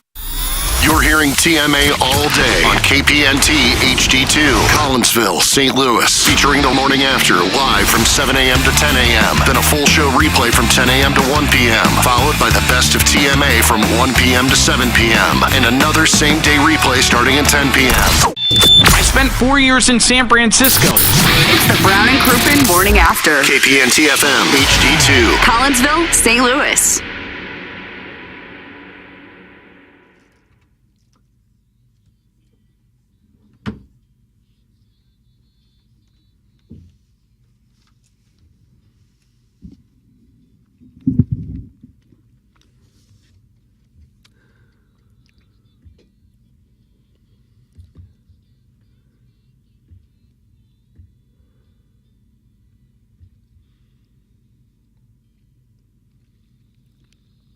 Yeah, I guess you're right. This does put it in perspective.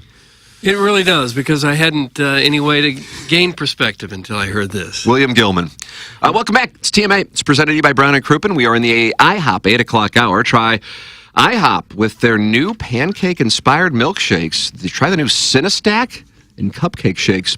House-made shakes at IHOP. Doug, what do you tell me about IHOP? Tell me more. Well, the May pancake of the month is white chocolate raspberry. It's got white chocolate chips mixed in there with whipped cream and cream cheese icing. Doesn't that sound good? They got all kinds of pancakes at IHOP, and they have a new one every month. They give you a whole new reason to smile about pancakes at IHOP with a new Pancake of the Month offering. The first of every month, a new flavor will be available as a full stack side or part of a pancake combo. This limited time offering only available on that calendar month, and this month it's that white chocolate raspberry pancake. Guests have an incentive to try every pancake flavor of the month with IHOP's annual loyalty challenge with the International Bank of Pancakes.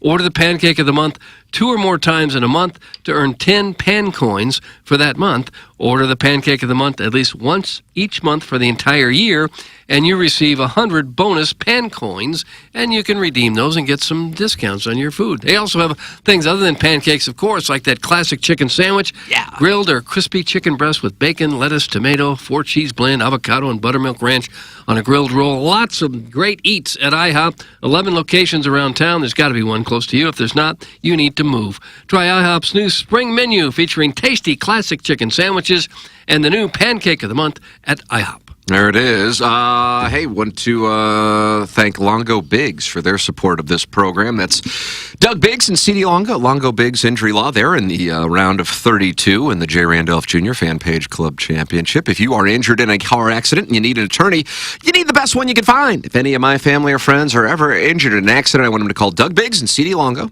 at Longo Biggs Injury Law. Go online at longobiggs.com. For nearly a decade, Doug Biggs and C.D. Longo have been recognized as the top 40 under 40 personal injury lawyers by Super Lawyers, the National Academy of Personal Injury Attorneys, and the National Trial Lawyers Association. Doug and C.D. are local, they are friendly, they are professional, and most importantly, they're excellent personal injury lawyers.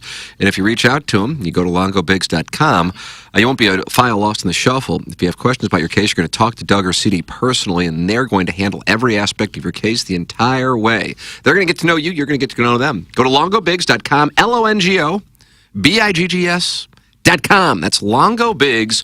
Remember, the choice of a lawyer is an important decision and should not be based solely on advertisements. Get involved on this program, 636-900-4TMA, Kyer and Thompson phone lines.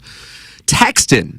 Hey, maybe you've never texted in before, and you go, you know what, I want to text into the Jeff Lotman Compass Realty text in box. Figure out what's doing. Okay, 314-881-TMA5. Or email in to compete against Buck Swope and Brian Henshin. The morning after at InsideSTL.com. Design Air Heating and Cooling email today coming your way. I deep teased this. This certainly got a lot of traction. The Fast Lane played it on Friday, and then I think that led to a lot of people talking about it. I don't know how many people who read the articles have heard the audio, but I could be off on that. One of the links, I think Chairman Kurt's gone today, right? He was leaving during the break. Sorry. Oh, no. But I was just saying one of the links you sent this morning is one of the articles I saw in it. It's Zach Rotman. You know Zach Rotman? I don't know Zach. He writes for Fansided.com. Okay. The headline is Cardinals President Threatens Fans Over Calls for Boycott. Take a listen to this and see if you can hear the threats. The thing I chuckle about is when I see sometimes comments, we gotta, not show up to send a message that this isn't acceptable to the owners. I find that one somewhat illogical reasoning because, we just turn this revenue machine into a payroll machine. I mean, that's what this is, this business. I mean, we try to drive as much revenue as we can, and then it gets put on the field for the most part. We have to obviously put on all sorts of other expenses. We've talked about the stadium earlier. If you look at the revenue rankings in MLB, for the most part, with a few rare exceptions, your ranking in revenue translates into your ranking in payroll. And, that's been true of the Cardinals, for many, many years. And, we have been sort of around the 10th out of 30th, plus or minus, 8, 9, 10, 11. And that's where our payroll's been. And so you kind of, it matches for a reason. And so we try to drive additional revenue in every way that we can so that we can climb the rankings of the payroll, because we know that there's a correlation between payroll and winning, not direct. We also have to, and there are low market teams that have performed very well. And it depends on where you are in the cycle of competing, right? If you we don't want to have to tank for 5 years to get good draft picks and do it the way, the Astros did it or the Cubs did it or whomever. Doug, there it is. Okay. Those are the threats from Bill DeWitt. Right. The fans should be afraid because of those threats. He really came off sounding like a jerk there. And basically what he said, though, if you don't want to show up for the game, that's fine, but we're not going to have any money to spend on players if you don't show up. Well, I didn't hear it that way. No, that would be the negative way of looking at that. Well, he did say that our payroll is we put it back on the field. That's reasonable, isn't it? Yeah. So if fans don't come to the game, then they're going to make less money, and they can't put it back on the field. Yeah, I suppose that's true. Kind of, yeah. Yeah, but I mean, if you took it as a threat. No, not a threat at all. Right. But what happens, and this is really why I go and I spend a lot of time talking about social media, perhaps more than other hosts. I have no idea. It doesn't matter. Don't really pay attention. But is because of this kind of thing. Now that we're here, we're talking about a baseball team. I think you can extrapolate this kind of stuff and then take it to things that actually matter, such as governmental policy, wars, elections. This is just a baseball team, but the headline is, beyond misleading, in my opinion. I guess if some people took that as a threat, you took it as a threat, then... No, I didn't. Okay.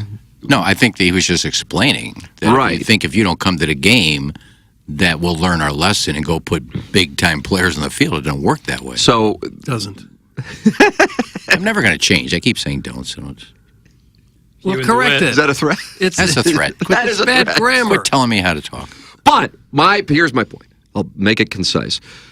People see the headline, it gets tweeted, retweeted, posted all over wherever people are reading this, and they go, oh my God, I'm already angry as it is. Here's another log on the fire. And then you listen to the clip and you go, okay, no matter what anybody says at this point associated with this organization, it's going to be crapped on. Mm-hmm. Here's a guy that, he was explaining how things work. And from my standpoint, he didn't say anything that was wrong, but it's just the way that things are at this moment. And the guy who wrote the article, he won. Zach Rotman. Yeah. So then I looked up Zach Rotman. I'm like, oh, maybe he's an up-and-comer in the industry. Freelancer. He writes for Fansided. There's his picture. Doug, how would you describe that? No face on the picture.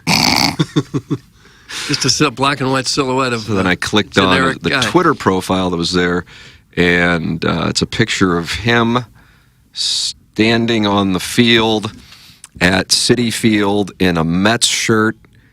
How old did you say he is? Oh, maybe 30.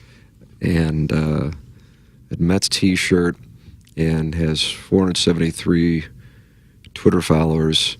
How many? 473. Wow. That's the power of social media. And that's... So... One guy can write an article that's, But then you get the headline, misleading. And I don't like the Cardinals right now, and then I'll share it, and then they'll turn this, and then we play the audio, and you go, oh, I kind of see what he's saying. Yeah. So, I mean, I don't know. It's almost like an Onion article. It's like American Businessman says revenue is tied into payroll. Right. And fans are outraged. Fans don't get it. This is kind of the way it works. And so, to me, I took it more as like, if you're going to, that is a counterintuitive protest. Taking revenue off the board would also mean taking payroll down a little as well. So, not necessarily that come out to the games or else we're going to suck, but that's not necessarily the goal of the protest is to change the team, and that will not change the team. The headlines/articles play to the lowest common denominator, and Ken confirms that. That's from Milagro Tequila Listener of the Month, January 2023 Beer Cats. What did I confirm? I said there's no threat in there whatsoever. He's just explaining. He even said, I chuckle when I hear that, or when I read that, I chuckle when the way we can do it is not go to the games. He just explained why, if you don't come to the game, then our budget's down, and we can't put players on the field. He's just explaining. He's not threatening anybody. Fan-sided is a bunch of fanboys writing clickbait crap that'll get traction on places like the TMA fan page and social media. It's dumb, lazy, and does more harm than good. Doug, that's Brian Henson, and he writes for the Indianapolis. I believe He's right on target on that one. I believe fan-sided earlier in the season is the one where it's like Cardinals missed out on not getting, was it Corbin Burns? But like it was just because he was available, and then the Cardinals didn't get him, and that's the reason that they were almost signed Corbin Burns. Right. Like fan-sided, is a. It's like takes you expect from about a fifth grader. Yeah, There's great players out there. How come we don't have all of them? I think it's a Sports Illustrated property, and of course they're going through. Well, you lose all respect for somebody that thinks they're a sports writer and they're on a field of a team with a shirt on. I actually know what you're saying. Yeah, it'd be like Derek Gould showing up to the Cardinal game with a jersey on in the press box. Yeah. I don't really understand the idea of protesting your sports team anyway. I mean, it's just entertainment. If you're entertained by it, show up, whether they're good or bad, and you still have a fun time going for 3 hours, sitting outside on a nice night, having a couple beers, talking with friends. That's really what it's about. Yeah, there's a difference between like Oakland A's fans protesting what's going on with their situation and like Cardinal fans protesting because they're 8 out in May. Like, I don't know if that holds the same amount of weight. Right. I'm as frustrated by what the Cardinals have gone through the last couple of years as anybody else, but this has always been my team. I'm not going to turn on them now. This has been my team since I was old enough to know what Major League Baseball was all about. And just in life in general, when your team or a family member or a coworker goes through a really tough time, that's not the time to dump on them and say how much you hate them. That's the time to do the opposite and say, this is my team, good or bad. It's going to be my team. I'll live through the bad moments. They've given me more than great moments than bad ones, and I'll live through it.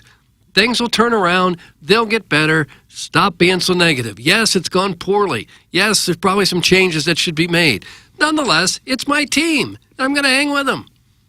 That's what I think the general fan base should be thinking. You sound angry. I'm not angry.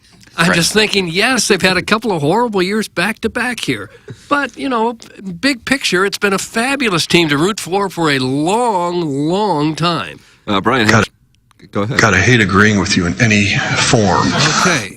Threatening people. The writer of that story definitely works for a brick-and-mortar linens company based on the East Coast that buys ads in the Midwest. Touch grass, dweeb. My favorite thing is if Gould or someone legit wrote about DeWitt's comments, they'd be summarily roasted and not paraded around like that dingus. Doug, that's Brian Henson, and he writes in Indianapolis. His comments were totally benign and just all about business. If we take in a lot of money, we can spend more money. The money we take in is directly correlated to the money we can spend. Right. How could anybody misread that? It's no different than forever. Go back to the 70s. I mean, if the team sucks, people aren't going to go. They're not boycotting anything. The Rams put crap on the field knowing they were leaving, and they weren't drawing well, the Rams, because they sucked. Cardinals sucked. People don't go. City will be good for a few years, but 3 years from now, if they're losing every game, people are going to go. I mean, it's just the way it is. I have to get Marco Royce, baby. No. Boy, that would be something.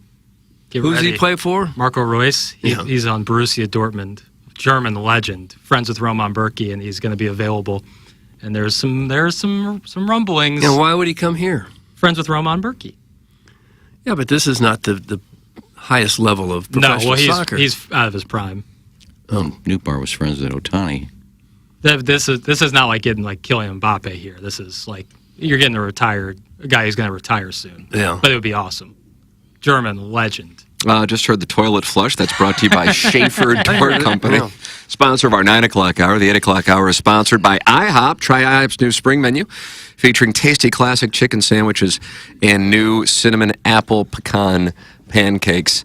It's IHOP sponsor of the 8 o'clock hour. Doug just gave a take, and that take didn't require the hot take mittens. No, I should put them on. But when you do, those hot take mittens are sponsored by EDF. Do you want to support the EDF Group as a sponsor of TMA? It's real simple. Do you have a fire extinguisher where you work? The answer is yes, you certainly do. So please email the EDF Group at fire@theedfgroup.com so a technician can come out and explain to your team how the EDF Group can save your company money. Again, that email address is fire@theedfgroup.com. The EDF Group is hot and will prevent your facility from having hot fires. Experience the EDF Group difference. Learn more at the edfgroup.com. The EDF Group. Jackson, if I want to wager on Scotty Scheffler to win the PGA Championship, where can I go? I can tell you exactly where you go, Tim. Yeah. And that would be Circa. So if you're in Illinois, so if you live here in St. Louis, Missouri, you make the short drive across the river, hopefully when the Poplar Street Bridge is open. And then or if you already live in Illinois, you sign up, download the Circa Sports app, and the next thing you know, you're wagering like a champ. Scotty Scheffler plus 460 now on Circa. That's much better than competition. They have them around plus 350, plus 375. So you're already way ahead of it. John Rahm plus 1,700. Competitors have it closer to plus 1,400. Ludwig Aberg plus 2,100. Coming down a little bit, but still way ahead of the competition. You just make more money if your bet hits when you're using Circa. They have better odds. They encourage you to shop the lines. Libertor is pitching tonight. The Cardinals are even money. The over-under is 8.5 for tonight's ball game in Anaheim. You can also bet on the Celtics-Cavaliers game where the Celtics are minus 340. Stars and Avalanche, Doug, NHL playoff action. Stars are plus 118. All of these plays and so many more available on the Circa Sports app. If you or someone you know may have a problem with gambling, call 1-800-GAMBLER or text ILGAMB to 833-234. There it is, Circa.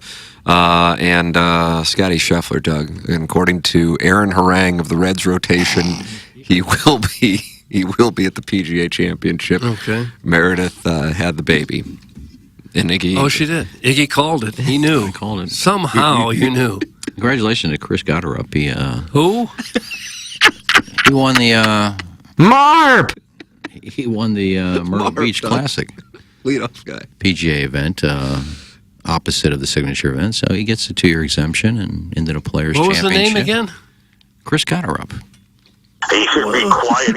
Don't act like we should all know who this guy is. He popped up last year. He popped up last year at a couple of events and then earned his card through Corn Ferry Tour, and a lot of people thought he would win this year, and he did. Okay. Granted, it was a crap field, but all right, a win's a win. So we interrupted the show for that. I didn't interrupt anything. Tim was talking about the PGA Championship and odds, and I said Chris Gotterup's in this week because he won last week. Wilmer Kingsley. Michael Block back in action.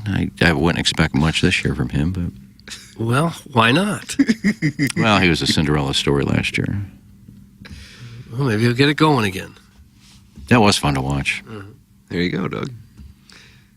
Seems like a good dude, too. No, they didn't answer. Parkway Central, I think.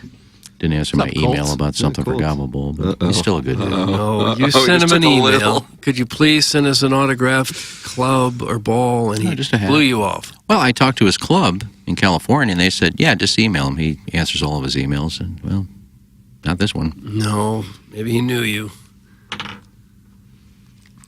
Doug, here's Klaus's game winner on Saturday. Okay, like to hear it. Arconi away from the ball, restarts it quick, gives it to Celio down the left channel, dueling one-on-one with Arconi. He's yanking his jersey. Pompeo stops at the end line. Pass back to Klaus. And Klaus somehow boots it home. Oh, baby! Show out Klaus! City leads!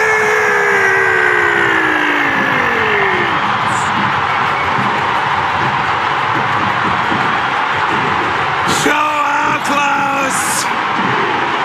Kicking like a karate instructor, binging 5-hour energy drinks. Exciting. Don't be God down bless the America. ball. I still think he says Geddy Lee. Geddy Lee, Rush, Canadian, friend of the Skippers. Geddy Lee. Bryn Smith. City leads! Oh. Big W. Crowd going Klaus. absolutely bananas.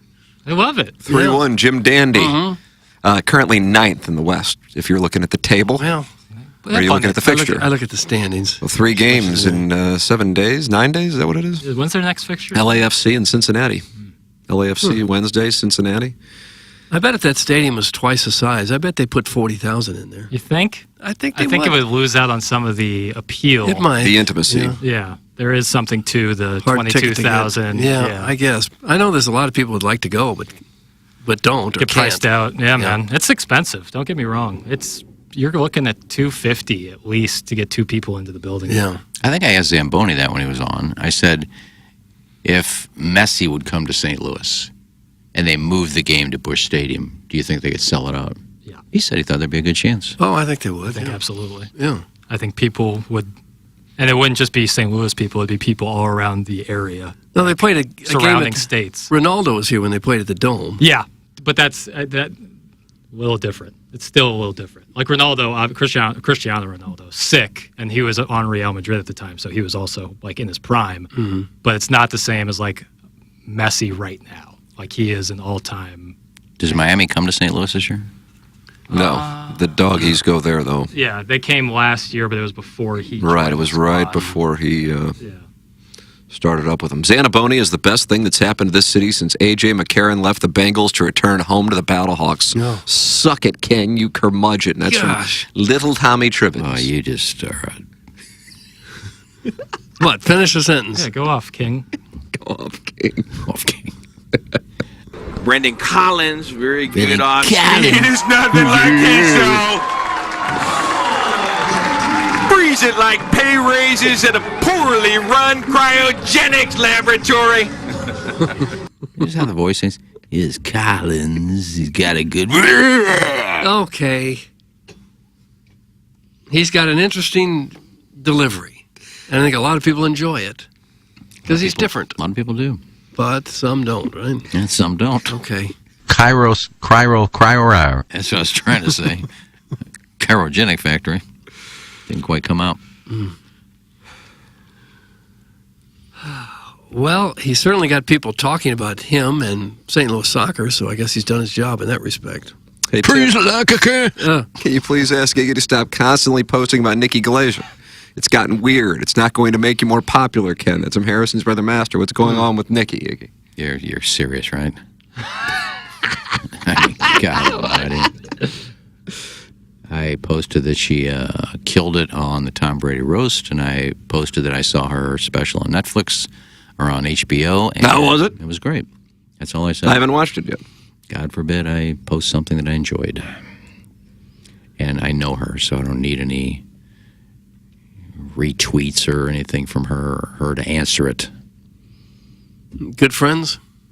Yeah, somebody would try to be funny and said, "Why do you quit posting this? She doesn't even know you exist." I said, "Well, maybe I'll text her and told you said that." Oh. That would burn him. I mean, don't say things about you don't know anything I remember about me. when she was here and she remarked about how nervous you were. I don't believe she said that. She did say that the first time she was here. Well, somebody told her to say it. Well, she was here a couple weeks ago, and she just came by and hung out with us to say goodbye to Plowsy. Mm-hmm. Very nice girl. I always get a hug from her when I see her. I don't need her to retweet anything. I was just trying to help you people out who maybe have not seen it yet. Yeah, don't say you people. I wonder what her special was any good, and I said it was worth watching. That's all I said. Okay. I actually deleted one of, I put it up, and I guess when you put a story up on Instagram, it also goes on your Facebook page. You can change or adjust those settings if you'd like. Oh, I don't know how that works. I just know whatever I post on Instagram goes on Facebook. And Beercast commented, "Why don't you stop? She's not going to retweet you." And guess what I just did to that? Just deleted it. What, you deleted him? No, I just deleted the response. Why don't you block him? No, I'm not going to block him. I just deleted it because you're being an ass. But you just put a pic up of her, you, and Plowsy, too. You were kind of coming off creepy, love. Doug, you like when somebody calls somebody love? We don't need England? It's from Flocky the Smurf, who I think's from the Cape. I use that quite a bit when I lived in Bermuda. But you used to call people love? Yeah, Nice. well, women. Well, she was in here with me and Plowsy. She took a picture. What do you mean? Let me step out of the picture? I just happened to be in here. She took a picture. My God almighty, you people. You're just jealous? No. I wish I knew Iggy. I'm going to trash him. He's a creep. I would say her stock has never been higher, Doug, than it is at this moment. I would say so, There's so much talk about that Tom Brady roast and her performance in particular. Yeah. What a great thing. God Strike bless while her. the iron's hot. Amen. Yeah. And the timing of her HBO special. It was HBO, right? Yeah. Coming out the following week. Think she'll get a TV show or a movie out of something like that with her? She's done a bunch of How TV does she- shows. F-Boy Island. Yeah, but like I think she needs like maybe a actual show, like a fictional show where she is the main character as opposed to like kind of more of a host role like she was on the aforementioned F-Boy Island. I think building something around her is very much in play given her recent run of success. And if she can carry a big tour, have another like big outing, something like she did with the roast, the Q rating skyrockets. People a lot less talented have gotten TV shows built around them. Oh, yeah. Yeah. It seems like she might be good on Saturday Night Live. Yeah, I think she'd be great. Or maybe she's doing better now than those people do. Hosting Yeah. SNL is more what I was thinking, less so not just a regular like staff. player. Yeah, no, that's the SNL comedy staff to stardom pipeline is drying out a touch. Is that right? I feel like when's the last one? Pete Davidson.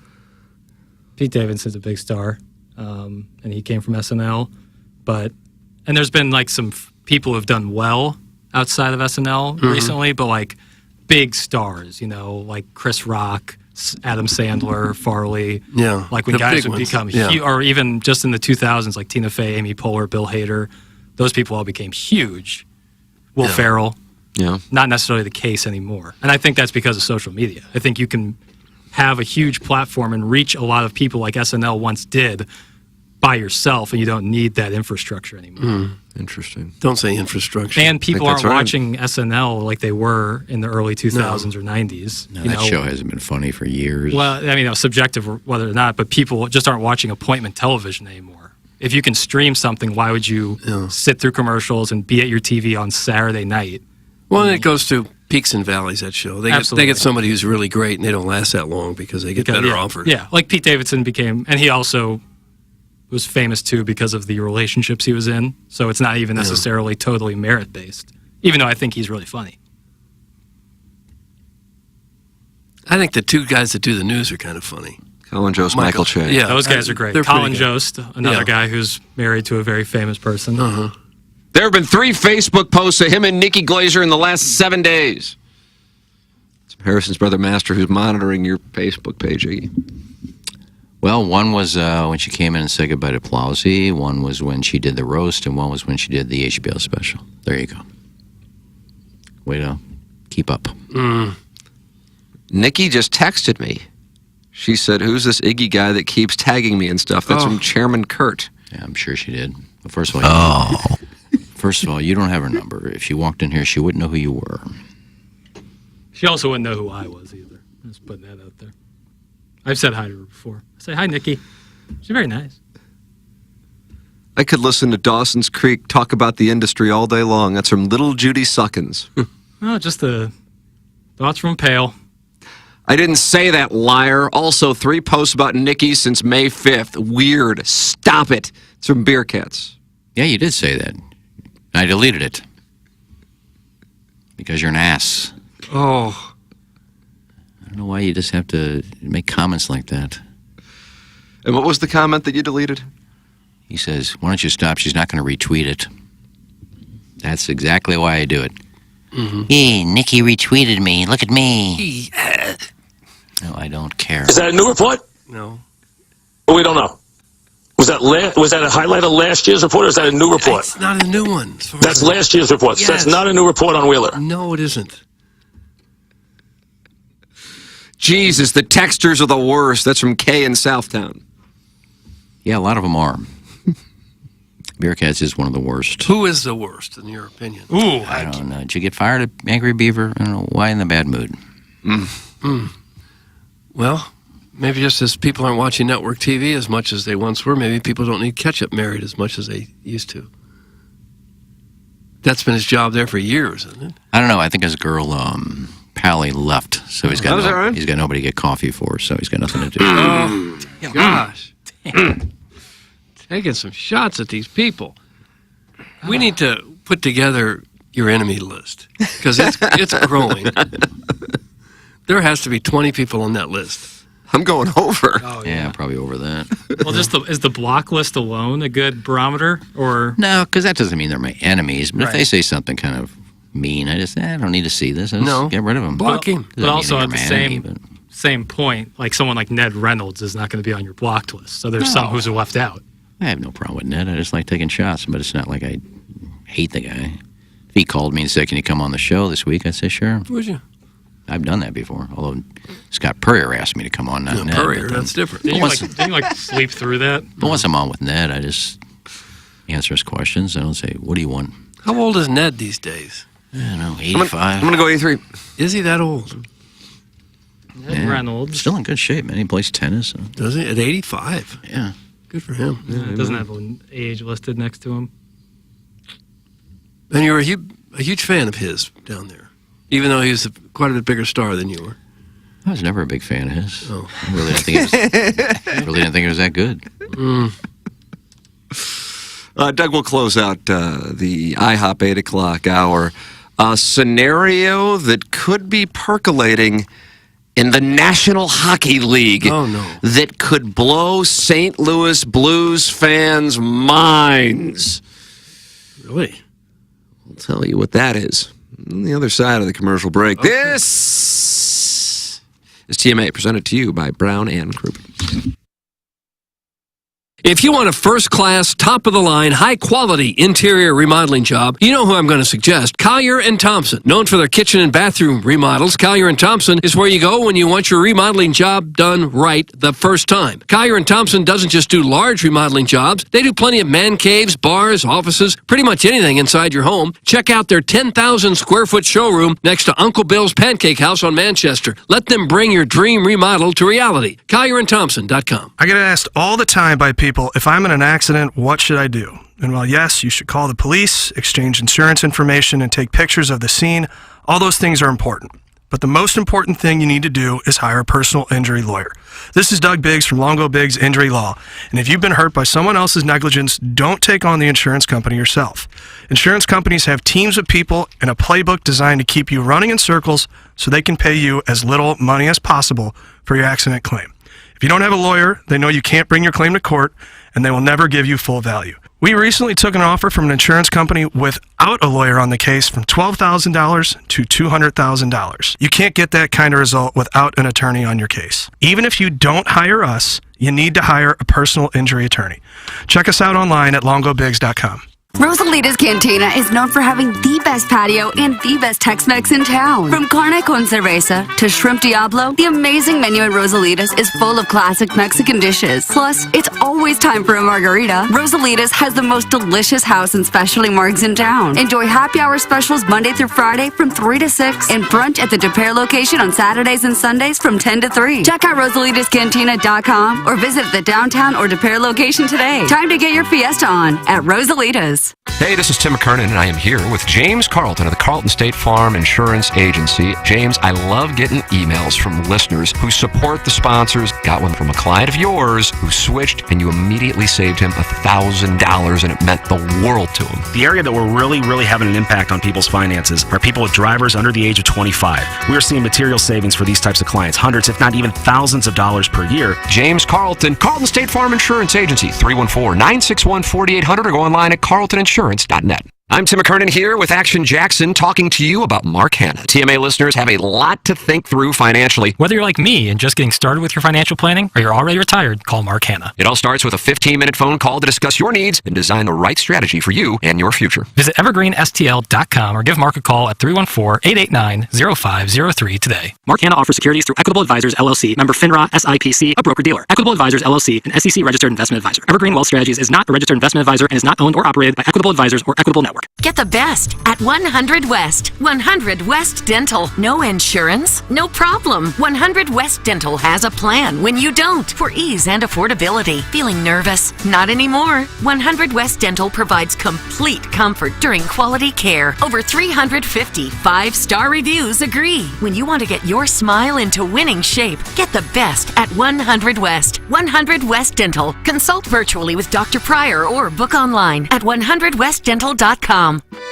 Want to take on some legends of TMA? Sound the same to someone who gives a damn about the best fans in baseball! Tired of it! The show's so great. Will there be a little speaker system out behind the dumpster, so in case you're servicing me, I'll be able to hear my name? Then nominate yourself to be this month's TMA Listener of the Month. And if you win, you'll get recognition and other stuff. Sometimes all you have to do to win the prize is be a female. All it takes is one fake girl to just throw this show completely off course. Give us your name, a photo, and other pertinent information information at TMASTL.com. The TMA Listener of the Month Club, quenched by Milagro Tequila. Welcome to a brighter side of tequila with Milagro. Find out more at TMASTL.com. Hey, if you like the morning after, check out Balloon Party on 101 ESPN. HD1, by the way. It's Sports Talk with Tim McKernan and Action Jackson from 10 a.m. to 11 a.m. each weekday, right after the morning after. It's the worst named show in the history of radio, but the content's pretty good, so check it out on 101 ESPN or get the podcast on the TMA app. The Tim McKernan Show podcast, featuring long-form interviews with people from the world of sports, politics, and entertainment. And our guest today, Bill McClellan. Thanks so much for coming in. Hey, my pleasure, Tim. What's up, Caden? Hi, how are you? Joe Buck, our guest today. Man, it's like I haven't seen you in years. More than 500 episodes and counting, and it's available wherever you get your podcasts, including the TMA STL app. Get the app now at TMASTL.com. Live from the Michelob Ultra Studios, KPN-TFM HD2, Collinsville, St. Louis. This is TMA All Day. I mean, what the hell is going on? It's the morning after. KPN-TFM HD2, Collinsville, St. Louis.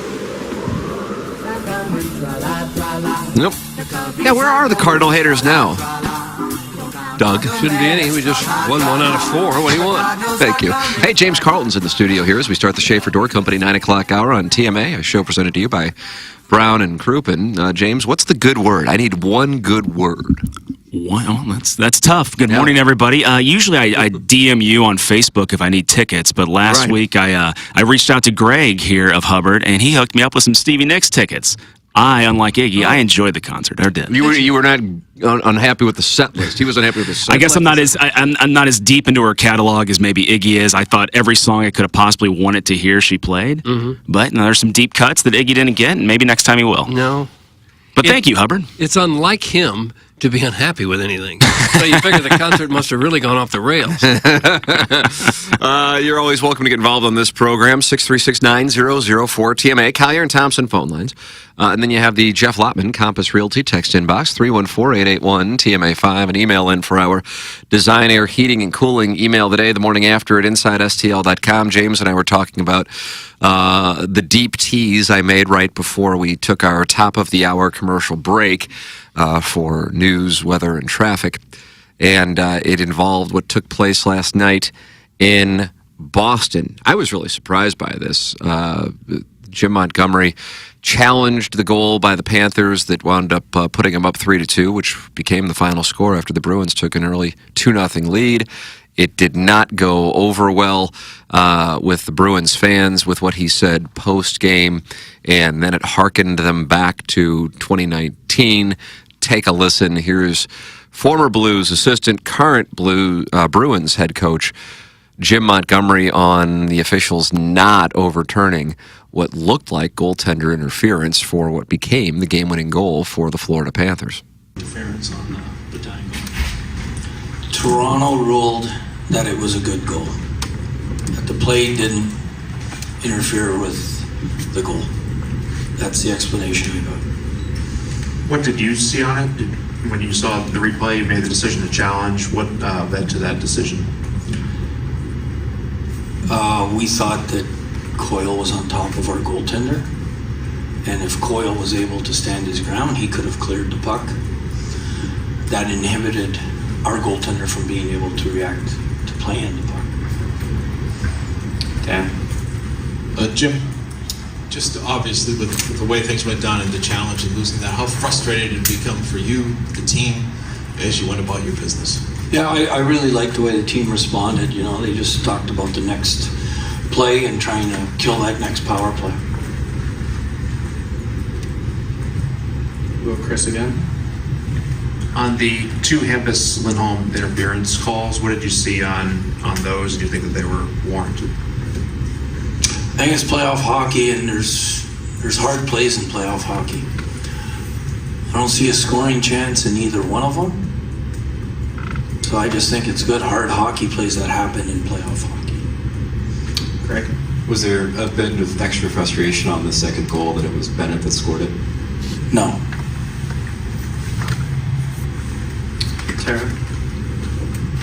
39 saves for Jeremy on the losing end. All right, I know it's a long clip. You get the gist. All right, so here's what the deal is.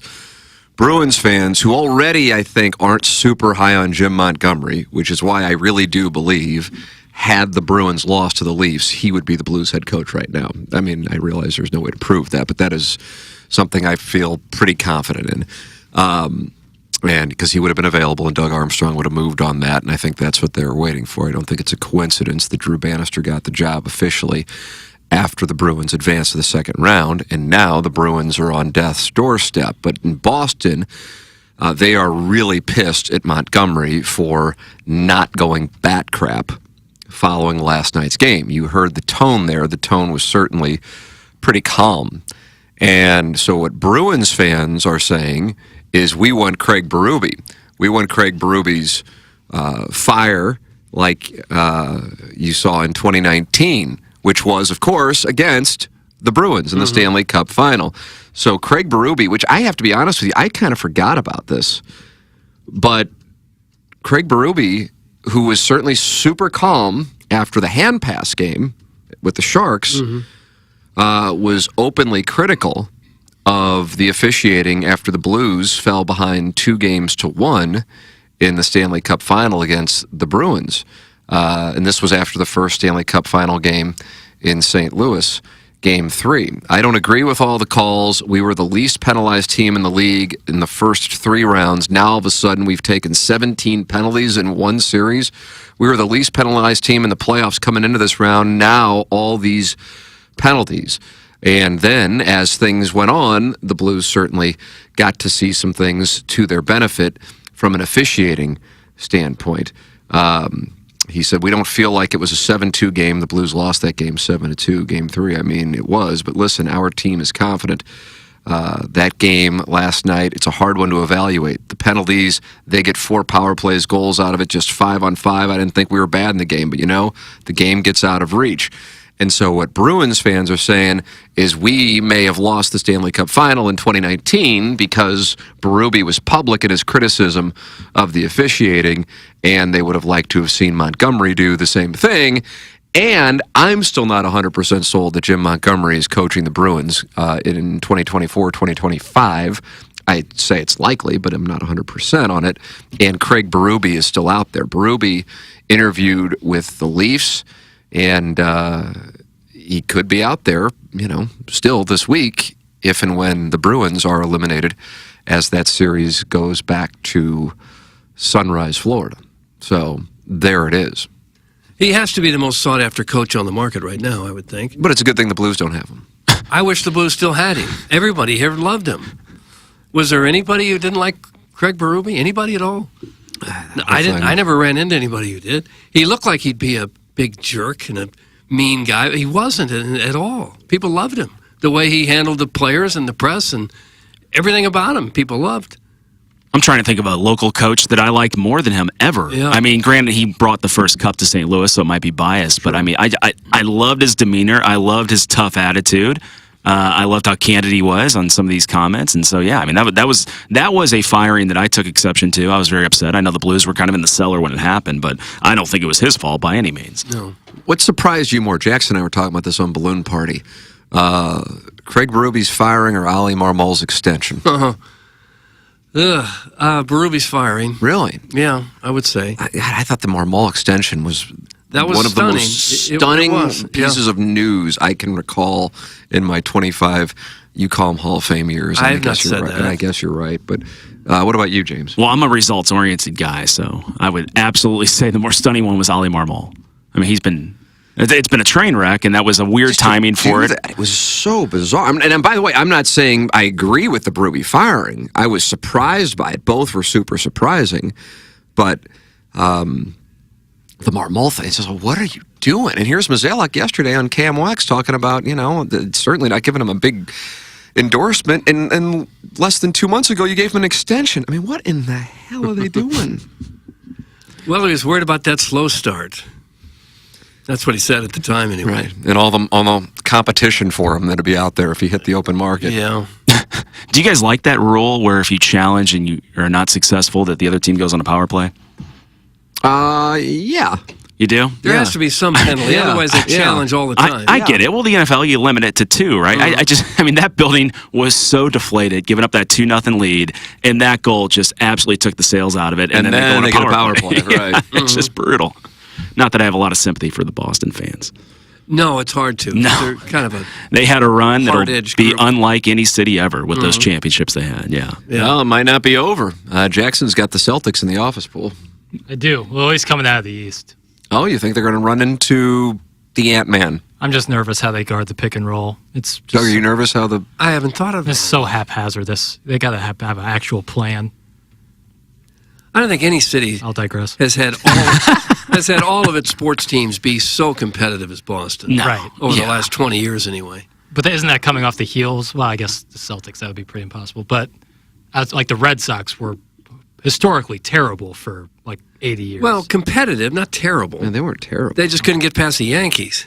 And even when St. Louis had their peak in, the turn of the century there, they weren't winning championships necessarily sans the Rams. Yeah. I mean, the Blues didn't win a cup during the President's Cup year, and the Cardinals weren't winning World Series until 2006. And so, I mean, Boston was winning championship after championship. It was crazy. It was something else. Do you guys, at this point in your career, just find yourselves having to force yourselves to watch certain sports?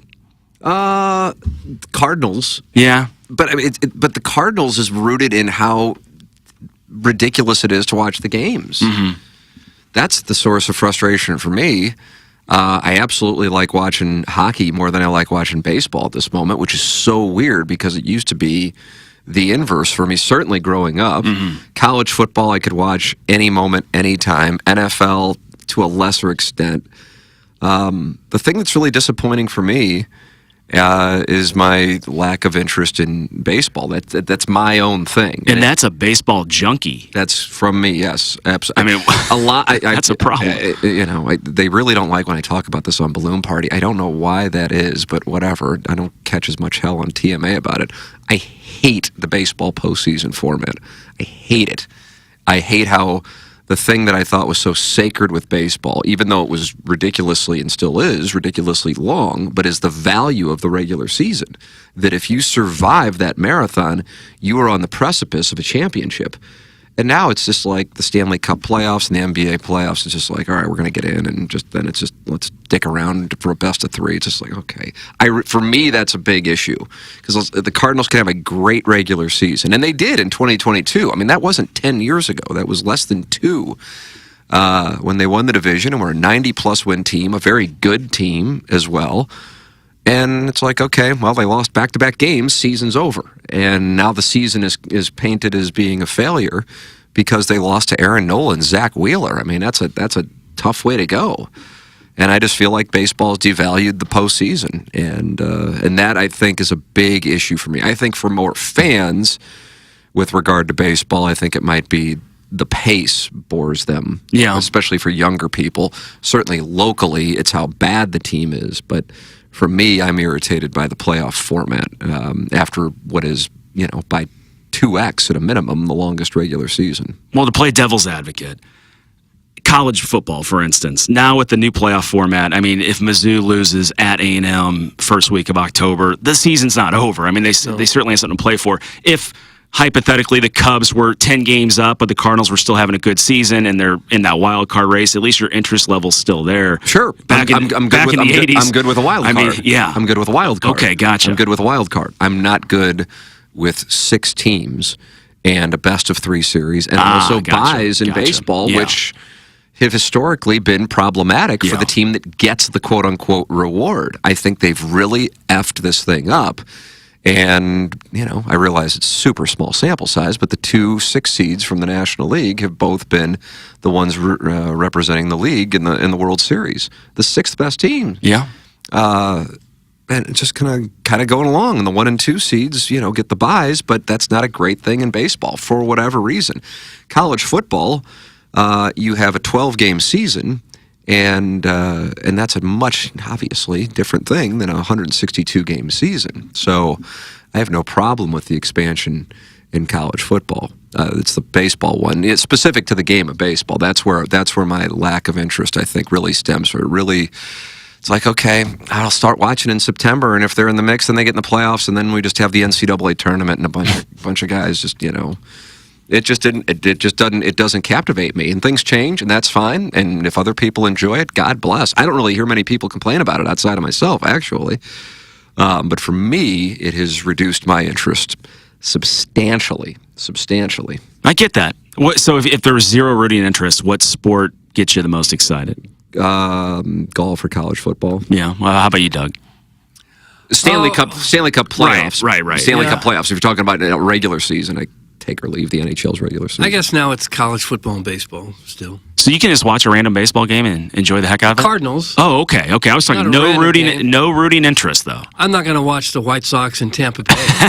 Yeah, but what about the atmosphere at the Rays ballpark? No, I don't watch that. Not for any hatred. I'm just not much interested. Unless I got a fantasy player on my fantasy team playing, and I'll watch when he bats, and then I'll turn the channel. I'm kind of enjoying Jackson's sport. That Indiana-New York series, I mean, that is just... That is some good, entertaining basketball. I'm enjoying that. I love Stanley Cup playoffs, and I can watch any SEC game and enjoy the heck out of it. Yeah. I just love the atmosphere, love the intensity, and that's absolutely the mountaintop for me is any college football, probably followed by Stanley Cup playoffs. Yeah. Well, it looks like there's a chance that Missouri might be becoming one of those programs that has the kind of tradition and atmosphere that we've always wanted to have here. They seem to be trending in that direction. Yeah, I thought last year was a really good atmosphere. Most of that Kansas State game was fantastic. The Florida game, I remember that one at night was a fantastic atmosphere. They're not the size of some of these stadiums, though. I mean, what are they holding? About 60,000. You got Neyland at 100,000. You got Sanford at 100,000. Bryan. I mean, these are all massive stadiums. So, I mean, I guess you're not going to have that many people ever, as they keep shrinking the stadium to put in more of the high level seating for suites and so forth. But it's going to be great. I think it's a great atmosphere, and it's the best product we have for football in this. Well, no, I'm not going to forget about our Battlehawks.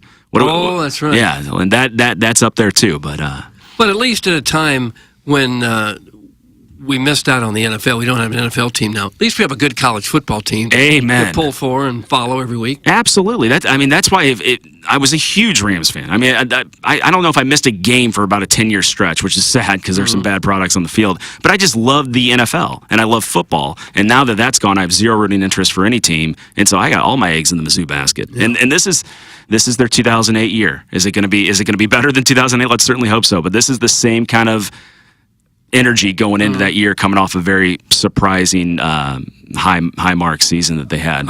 Are you intending to buy a luxury suite in this new north end zone section and host a TMA party there every Saturday? That's not a bad idea. That is not a bad idea. Let's talk to the sales staff on that one. Okay. Yeah, that would be fun. I think Ryan Kelly and I were talking about doing a TMA bus years ago. Oh yeah, and going down to the game, and there was like some liability issues that ended up nipping that one. But yeah, I'm telling you, that's a great atmosphere. I don't know what the times are going to be. I know Tim's anti 11 o'clock kickoffs now that we have a new television contract. Yes, that's over. I'm not sure what it's going to look like. It's not over, but at least now you'll get the times most of the time well in advance. Is that how it will be? Okay. Yep. And that's a big deal. I mean, the time of the game does play a huge... I mean, if I'm bringing kids, I don't mind the 11 o'clock kickoff because I'm back by 5 or 6, but... What time do you want them to start?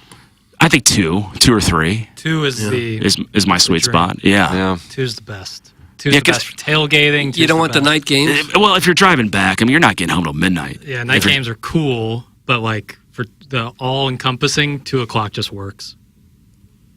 Yeah. That is a tough drive. It's just far enough away that you can't have more than a beer, right, or 2. If you're maybe driving back that day. Yeah. Larry Thornton, loyal listener of the program and active texter, said the other side of what you're talking about, Tim, is there is zero incentive for a middle market team to spend big and become a powerhouse. They're incentivized to win about 87 to 90 games and then take their shot in the wild card round. Yeah. But some of those teams can't possibly spin like the Yankees and the Dodgers. We saw what happened to the Padres when they tried to do it last year. Right. Because, as we heard from Bill DeWitt, when he threatened the organization and fan base, businesses will spend based on revenue. I don't get it. I just don't. That guy. Triple sticks. You're going to catch the ire today on 101. I can tell you that. You're going after him? It's his fault? I don't know if I can ham it up enough. I only got so much in me, Doug. He's easier to take than John Mozeliak is, though. Oh, he's a great guy. He really is as nice a guy as you'd ever want to meet. I would agree with that. They've made some bad personnel decisions over the last 3 or 4 years. Terrible It's over the haunted last them. decade. Yeah, it's just terrible. haunted. But what's odd is too many Army- organizations that have been worse as far as player assessment and who they've parted with, and player development and who they've seen go and have success elsewhere. True. And then free agent contracts. They've got to be some of the worst, and especially the switch from what they were doing from 2000 to about 2015. Name and then 15 bad free agent contracts.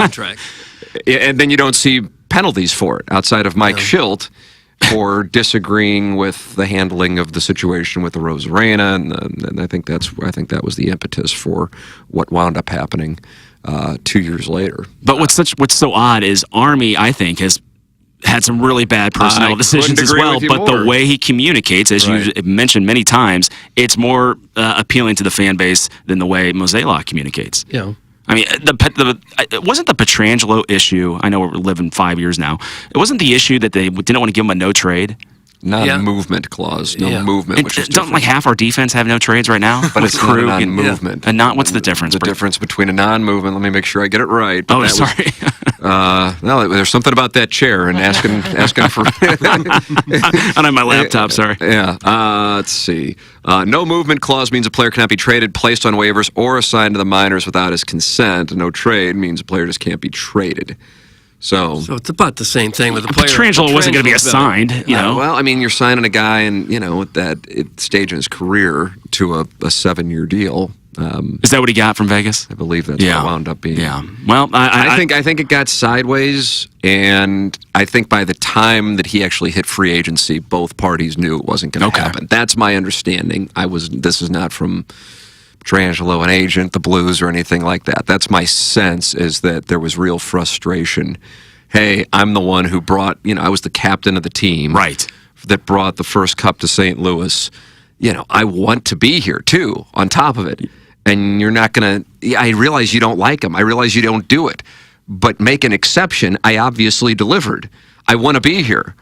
And they wouldn't make that exception. And then he gets pissed, and then it becomes, all right, well, I'm going to look around. Right. And then once he starts looking around, he sees, oh, there's a place that is going to take care of me, and I'd rather be, so I'm gone. And then you don't replace Alex Pietrangelo. You got to take care of the people who are irreplaceable, James. I think so, and he is the all-time captain for the Blues. I mean, he's still playing at a high level. Mm-hmm. I mean, everybody gushes about him every time I watch the national broadcast when Vegas. Who were they playing? Dallas.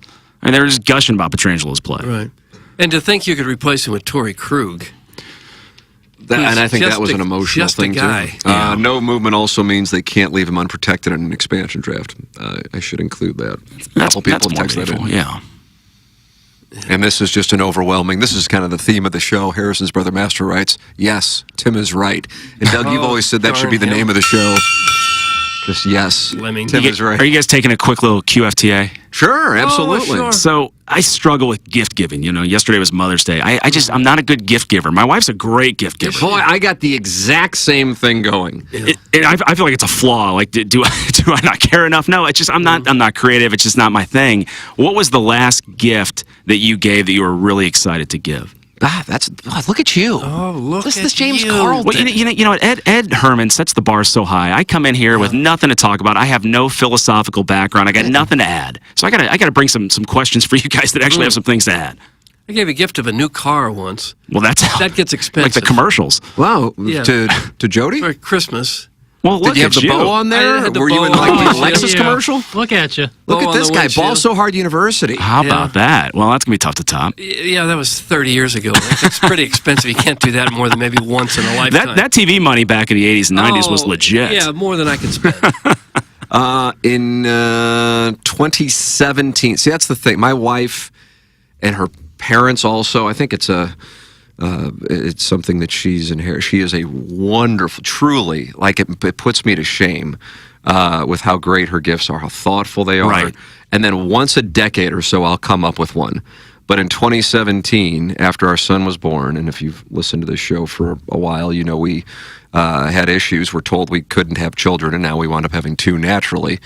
But I had a bunch of videos. There's this speech her father made at our wedding in 2011 that was incredible, truly incredible. I mean, you get a lot of great speeches at weddings, don't get me wrong, but this was one that I think resonated with a lot of my buddies who had daughters. In 2011, it was just a great speech. It really was. And I took a clip of that because it set the tone for how he found out that now my mother-in-law was pregnant with my wife, and it tied into what we did with telling them that my wife was pregnant. Because again, I think we just were kind of under the impression that we weren't going to be able to have children. And if we were going to have to adopt. Unfortunately, that medical insight was incorrect. But put that together in a video with all the images and all the turmoil that we went through to get there, and what that meant to my wife and her family and my family. I think that it didn't cost anything. But right, those are the best ones. But those are the best ones. Like I can go out and spend whatever, but I'm just like I'm going through the motions, and I hate it though. I hate that. I have the exact same thing you have. Mm-hmm. That I gave her a gift card yesterday. So you got a gift card? It was so embarrassing. Yeah. You can always give a gift of yourself, like a little coupon saying, "I will do this for you." Sure. No, and she did get to do some things on her own, and that's for mothers of young children. That's probably the best thing they can get is just some time to themselves. So I mean, we certainly arranged that, but just from a true gift. Now, I did get lucky last year. I was never going to have her or myself spend stupid money for a 400 level Taylor Swift ticket. I mean, it was insane what those were going for. Like $2,000 to sit at the nosebleeds, right? Gosh. Could never justify that, even if I could afford it. Yeah. And I had a friend of a friend that ran SoFi Stadium, was the managing director, and he just goes, "How many do you need?" How about that? I'm like, holy smokes. Had the points on Southwest for a quick little flight, so I took my wife and my younger sister to their dream concert last year. That was awesome. That was lucky. And then, this is very lemming behavior, but I was really excited to give my dad the Sound Story gift certificate this past Christmas. Oh, right. Now that we've advanced to where we're going to have the digitized photos in the background in the video, I'm going to upgrade to that one because that sounds even better. But I was looking forward to giving that gift this past Christmas. God bless America. That's a great gift. Yeah, God bless.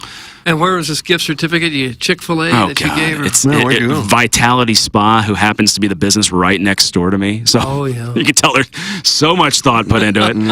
Walked across the street. But yeah, it's not my strength. Now, every once in a while, I'll find a good photo and you frame it, right? That's a nice gesture. But what you did, that's great. I don't think I have any video of my wedding. That would be a great one to tie into something you don't have else. Video? What year were you married?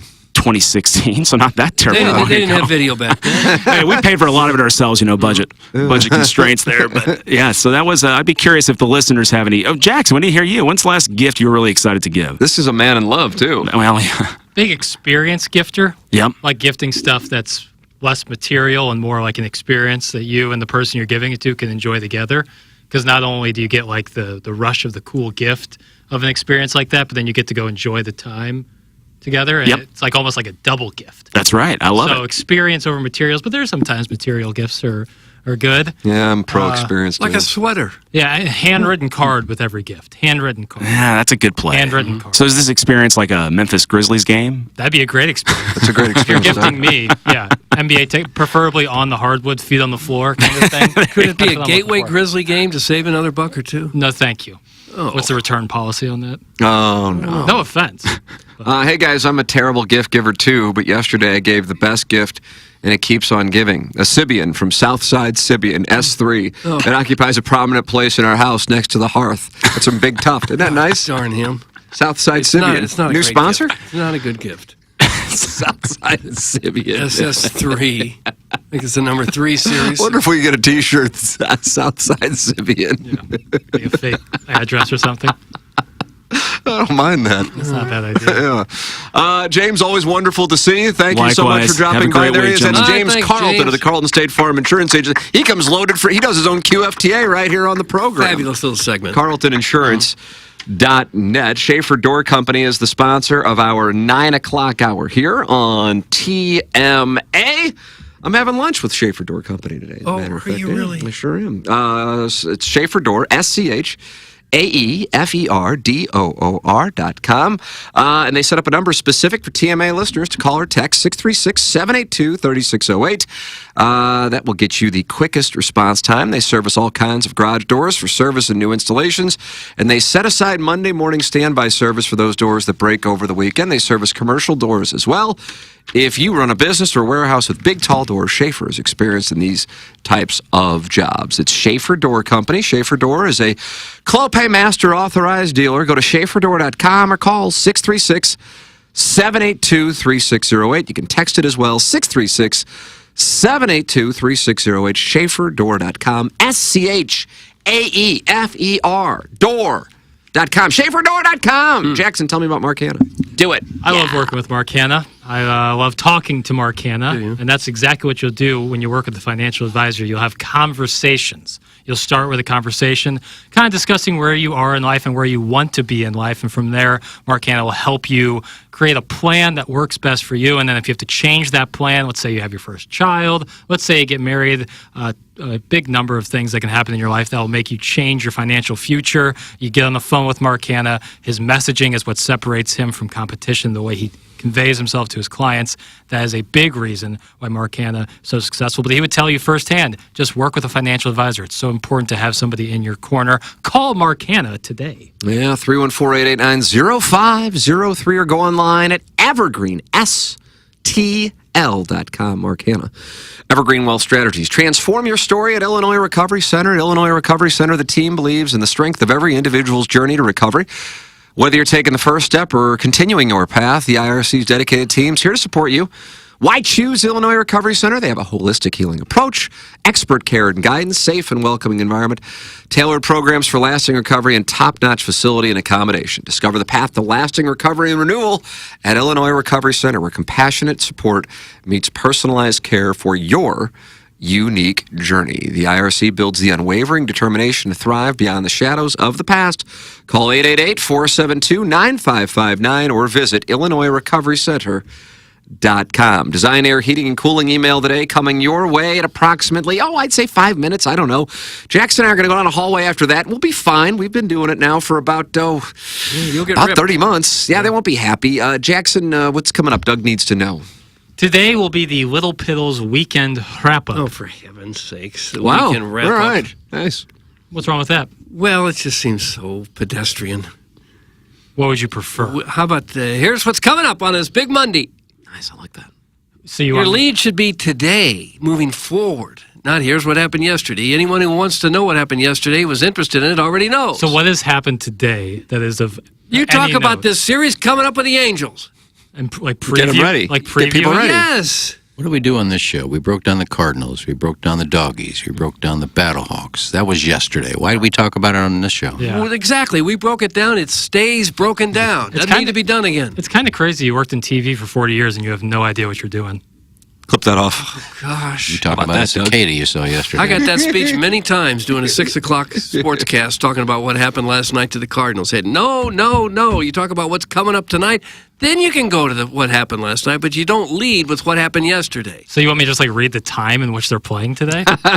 No, but I'm saying the better lead is Cardinals will try to build on their win yesterday. They play the Angels tonight. Here's who's pitching. They start the year in day in last place. You don't say Cardinals beat the Brewers yesterday. Anyone who cares knows. Well, we're not. That's a shot at your SportsCenter update. You better come correct. This isn't like a ticker at the bottom of the screen. Like we're giving a little bit more than just who won and lost the game. I would hope. If we were doing a sportscast, I get what you're saying. Yeah. Like just reading off that the Cardinals lost yesterday or won yesterday would not do much. But for discussion, breaking down the goings and comings and comings of goings. You have to do some of that in talk radio, of course. Right. You can always talk about what's happened. Let's stop the texters from doing that, too. Don't worry about what I've done since May 5th. Well, we weren't talking about you. I'm talking about it in general. If you're going to go with Plowsy or with Jackson and Tim, what they do on their Monday show, then let's make it for everybody. You don't talk about what you did yesterday. Texters don't talk about what I've done 3 years ago in a tweet. Good morning. It's got to be about today. It's got to be about today. You got a cocklebur in your saddle? No, I'm just tired of you trashing Piddles. Thank you. Oh. How about that? Thank you. Okay. I got my dirt bin waxed this weekend after I hit backlash on the TMA Reddit for leaking my own nudes.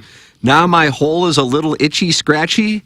Doug, please sniff my bin. Okay, who is that, Tim? That's from the self-made stay-at-home Ledoux mom. She's on the TMA Reddit. Self-made stay-at-home Ledoux mom just got herself suspended a period of 2 days' time. Her name, as we speak, is going into the Illinois Recovery Suspension Logule. She's been suspended and may need recovery. Check out IllinoisRecoveryCenter.com while serving your suspension. You like that term, sniff my bin? No. Self-made Ledoux stay-at-home. Do you know what industry she's in? Where she I have made no all idea. So I saunter up to one of the pube-covered urinals. Often. Guys, that pouting hijack gets a 0 out of 10. That's from Brian Hensham. Please use the Sports Center update to let the people know Cletus won his match. That's from Alan Dadeville. You should start the show would with you that. do that? No. I could. Tim, the big news over the weekend is that Cletus won his match in the I've done Fan Base Club worse. Championship. I read the refs for like the Suns-Mavericks Game 3 one. You did not. He did, and the ire was palpable. referees. The extender was that. Scott Foster. Him and Chris Paul. So what? I don't know. It was all-time trolling. Are these refs that make their money gambling on the NBA, or is that guy going now? No. Straw man Vaughn. Chris Paul still playing? Oh, yeah. Warriors. CP3. They didn't make the playoffs, did they? They did. They made the play-in tournament. The playing game they lost, right? They all cried. I don't know about crying, but they lost. There's not a lot of crying in the NBA. There's a lot of whining. I saw a video. They were weeping. Goodness. Whatever. This is the crying man's league. Yeah. Why does Iggy have so much time? Why does Iggy have so much time to post pics of Nikki Glaser, but can't help Doug out with the podcast uploading? That's from Cuckleberry Finn. God, you're gonna make such a fool of yourself if I want to answer that, but I won't. There you go, Cuckleberry Finn. The action's back on you. I also played St. Louis Country Club this weekend. Sure you did. What a time with Ruth. Nope. No, just go on by that one. Yeah, Ruth, you should have started with that. Ruth Park is where you play. The self-made stay-at-home Ledoux mom says she's in the monogramming random crap business. Oh. Well, if you can see it, they can be monogrammed. Quite a bit of demand for that. Boy, howdy. Especially in Ledoux? Yeah. Is monogramming more Ledoux? Oh, my God, Tim. Is that right? Really? I've seen the planners that would come out and AP microeconomics. Is that right? Monogrammed up to it. And Have you ever seen a Mary Kay car in Ledoux anywhere? oh, what? Mary Kay? Yeah. What's that? Those pink Cadillacs where they're going door to door selling crap. The roast beef's got a pink Cadillac. Didn't end well for him. Oh, yeah, that's right. Bad beat. Bad beat. Bad. Yeah, I just can't see Ledoux being a place where they're having Tupperware parties and Mary Kay cosmetics. And Boy, both Jackson and Chairman Kurt sent this article, and I don't know if we're going to get time. Maybe we can do it in Balloon Party. Lesbians reach orgasm more often than heterosexual women. Our sex scripts explain why. And that was written by Hannah Sparks. Okay. Yeah, because guys don't know how to do it. It takes one to know one. The so-called orgasm gap between sexual partners is a lot narrower among lesbians than heterosexual couples, according to a new study published in Social, Psychological, and Personality Science. That doesn't mean men are bad at sex. These results, quote, could be interpreted to mean that sex with men is inherently worse or that men are bad lovers, but that's not necessarily true. That's from study author and Rutgers University PhD candidate Grace Wetzel. Okay, previous research has revealed that a robust 95% of men reach climax during sex compared to 65% of women, yet 86% of women in relationships with other women reported regular orgasms when their partners were female. That's so great to hear. What is a PhD candidate? I mean, aren't we all candidates if we want to get a PhD? No, she's in the program and hadn't she's at graduated Rutgers. yet. Right. It means you're actively trying to get your PhD. Well, we all could be actively trying. But you're to get not. it. You're not enrolled Being in the enrolled school. We don't know if paying she a is school. either. Yes, if she's a PhD candidate, then she is enrolled in school and taking classes. All right, so you don't have a PhD. Well, you asked what it meant. That's what it means. Wetzel's team recruited 449 women, 59.5% heterosexual and 40.5% lesbian, aged 18 and up, and sexually active within the past year to ask probing questions about their sex lives.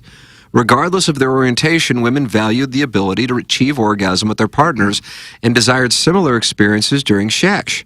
Unfortunately, that's where many, but they didn't edit it, of their similarities ended.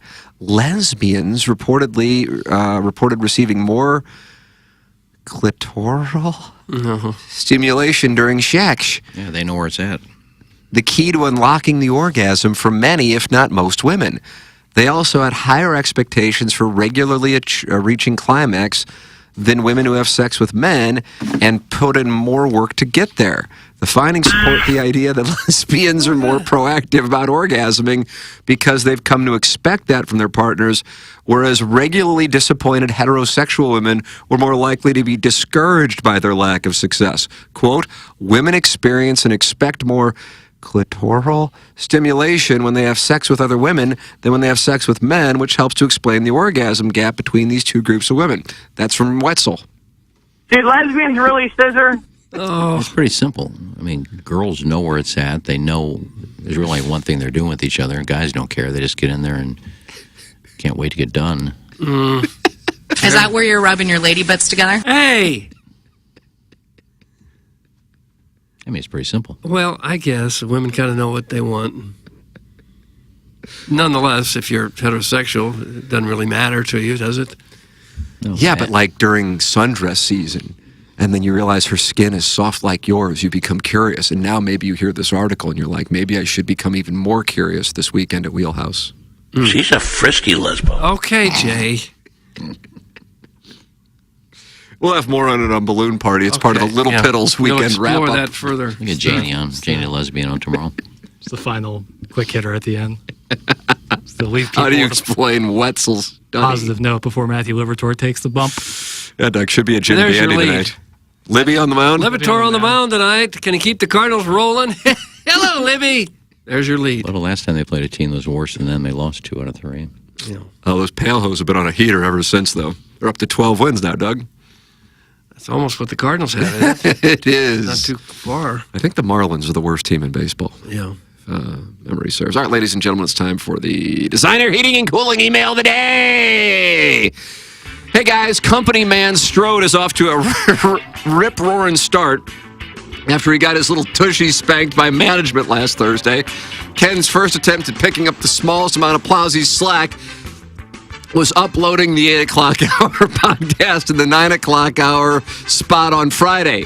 Oh, Doug, this is the Dogtown Tie email that he said he... Okay. He's also started this new practice of showing up, quote, kind of on time to segments, but then proceeding to stand up and walk out almost as quickly as he sits down, as if to say, job well done, me. Time for a smoke. My 5-year-old nephew deliberately performs this poorly to get out of doing chores because his dad knows going back to fix the mistakes will take longer than him doing it correctly in the first place. Stay hot, Ken. Jackson will take it all from here. That's from Dogtown Tyler from Spartanburg. Dogtown Tyler from Spartanburg. Yeah, I'm staying around till 11 today, right, Jackson? Yes, what do you got going on? School's in session, baby. I'm going to learn how to do the skeleton and some live spots and other things. How about that, Doug? Not necessarily the skeleton, but the some of the other editing things. How about that? Okay, good. So just shut up with your email. Hey, come on.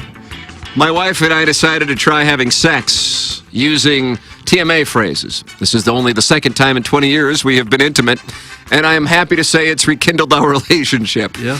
I had just finished folding all of Randy's clothes, so she called me into the bedroom naked as a jaybird, legs open, and said, "Here's your reward. Now flick that little boy slut hummingbird tongue in my soppins," which you might recall is her 2-hole.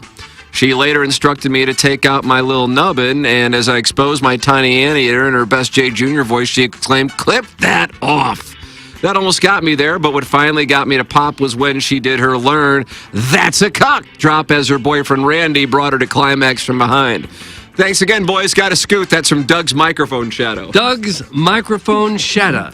Anyong, does Nikki Glacier have a new stand-up special? Thanks. It's from #1 Asian intern Brian Henshin. Congratulations to Chris Gotterup. Giddy up, Gotterup. He, quote, popped up last year, unquote. Seems like a good dude. Brian Henshin. Why would that bother you? Henshin.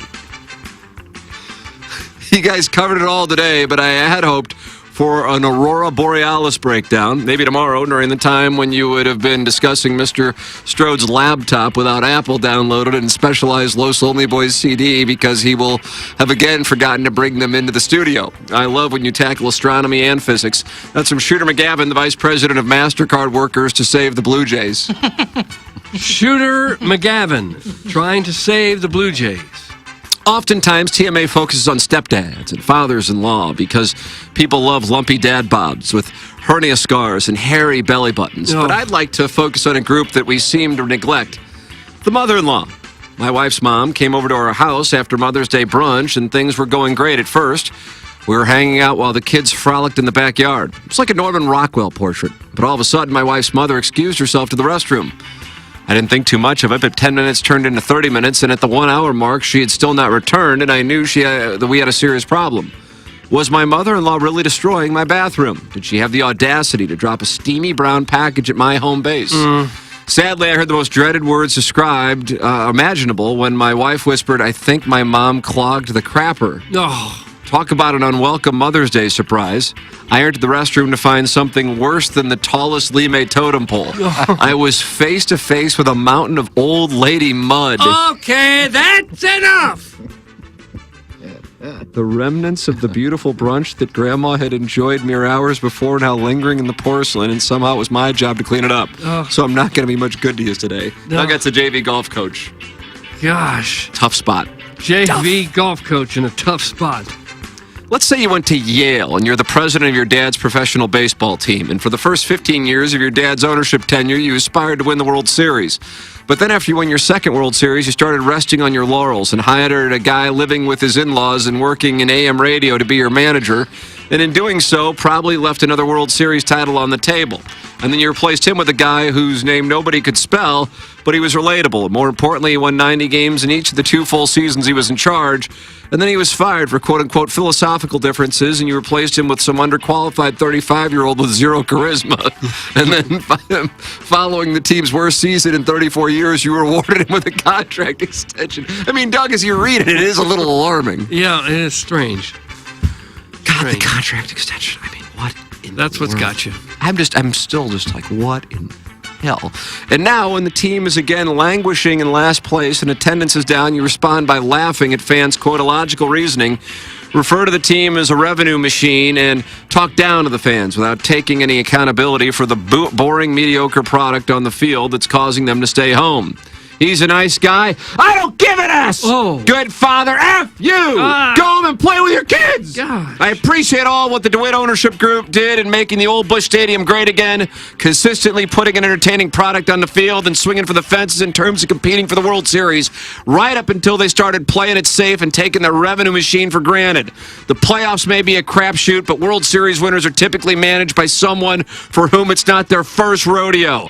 The DeWitts need to either pull their heads out of their poo kazoos or sell the team to someone who won't piss on my leg and tell me it's raining. Doug, that's Buck Swope, Sure and he's fired up this morning. Gosh, he was screaming at me. That's why I have the design error Buck hitting a cool Swope. email today. Well, it was a strongly worded email from Buck Swope today, but I'm going to go with a lighter touch of a fellow by the name of Henshin, Brian Henshin. What did he say? I forget, but I had a check mark It's about by his Nikki name. Glacier. One sentence. It was a lighter touch today. Swope is good, but I don't like emails where people just yell about sports like they know more than anybody else. So I'm going to go, and there's nothing better than a Lee May totem pole story. I'm going to go with JV Golf Club. It was vile. I'm going with Doug's microphone shadow. Jackson, you're the Speaker of the House. Anytime someone can reference Glenn Gary, Glenn Ross, I'm going to take them, so Buck Swope gets the W. Buck Swope! And Lucas! Congratulations. Yeah, he even stole that as part of his email. Stolen. Did any of us vote for Buck Swope? No, we didn't, so it's still wide open. Rats. That was a mistake on my part. And there's nobody back there in the producer booth. Anybody in the break room? I'm going to ask. Well, how are they going to know who to vote for if they didn't hear the Everybody the listens to this show. Anybody want to vote for email today? No. Anyone? Nurse! No. Nurse! I guess since Jackson is supposed to be the tie-breaking vote, his vote would be the tiebreaker. Buck Swope wins the That's not how it works. cooling email. Doug just issued an edict. I'm going to change my vote to Doug's microphone shadow. I don't Can we think you can do retroactively? that. I'm not giving this damn retroactively. win. I'm giving it to Buck. Buck Swope has just won the Design, Air, Heating, and All right. Cooling email of the day. Jackson are going on the hallway, and we're going to win because we're doing balloon party. Switch your YouTube over to 101 ESPN or start listening to 101 ESPN. For Chairman Kurt, for Jackson Burkett, for Kenneth Iggy Strode, for my brother Kevin, for Douglas Sullivan Vaughn, I'm Tim McKernan. This has been TMA, presented to you by Brown and Krupin. Hey, if you like the morning after, check out Balloon Party on 101 ESPN. HD1, by the way. It's Sports Talk with Tim McKernan.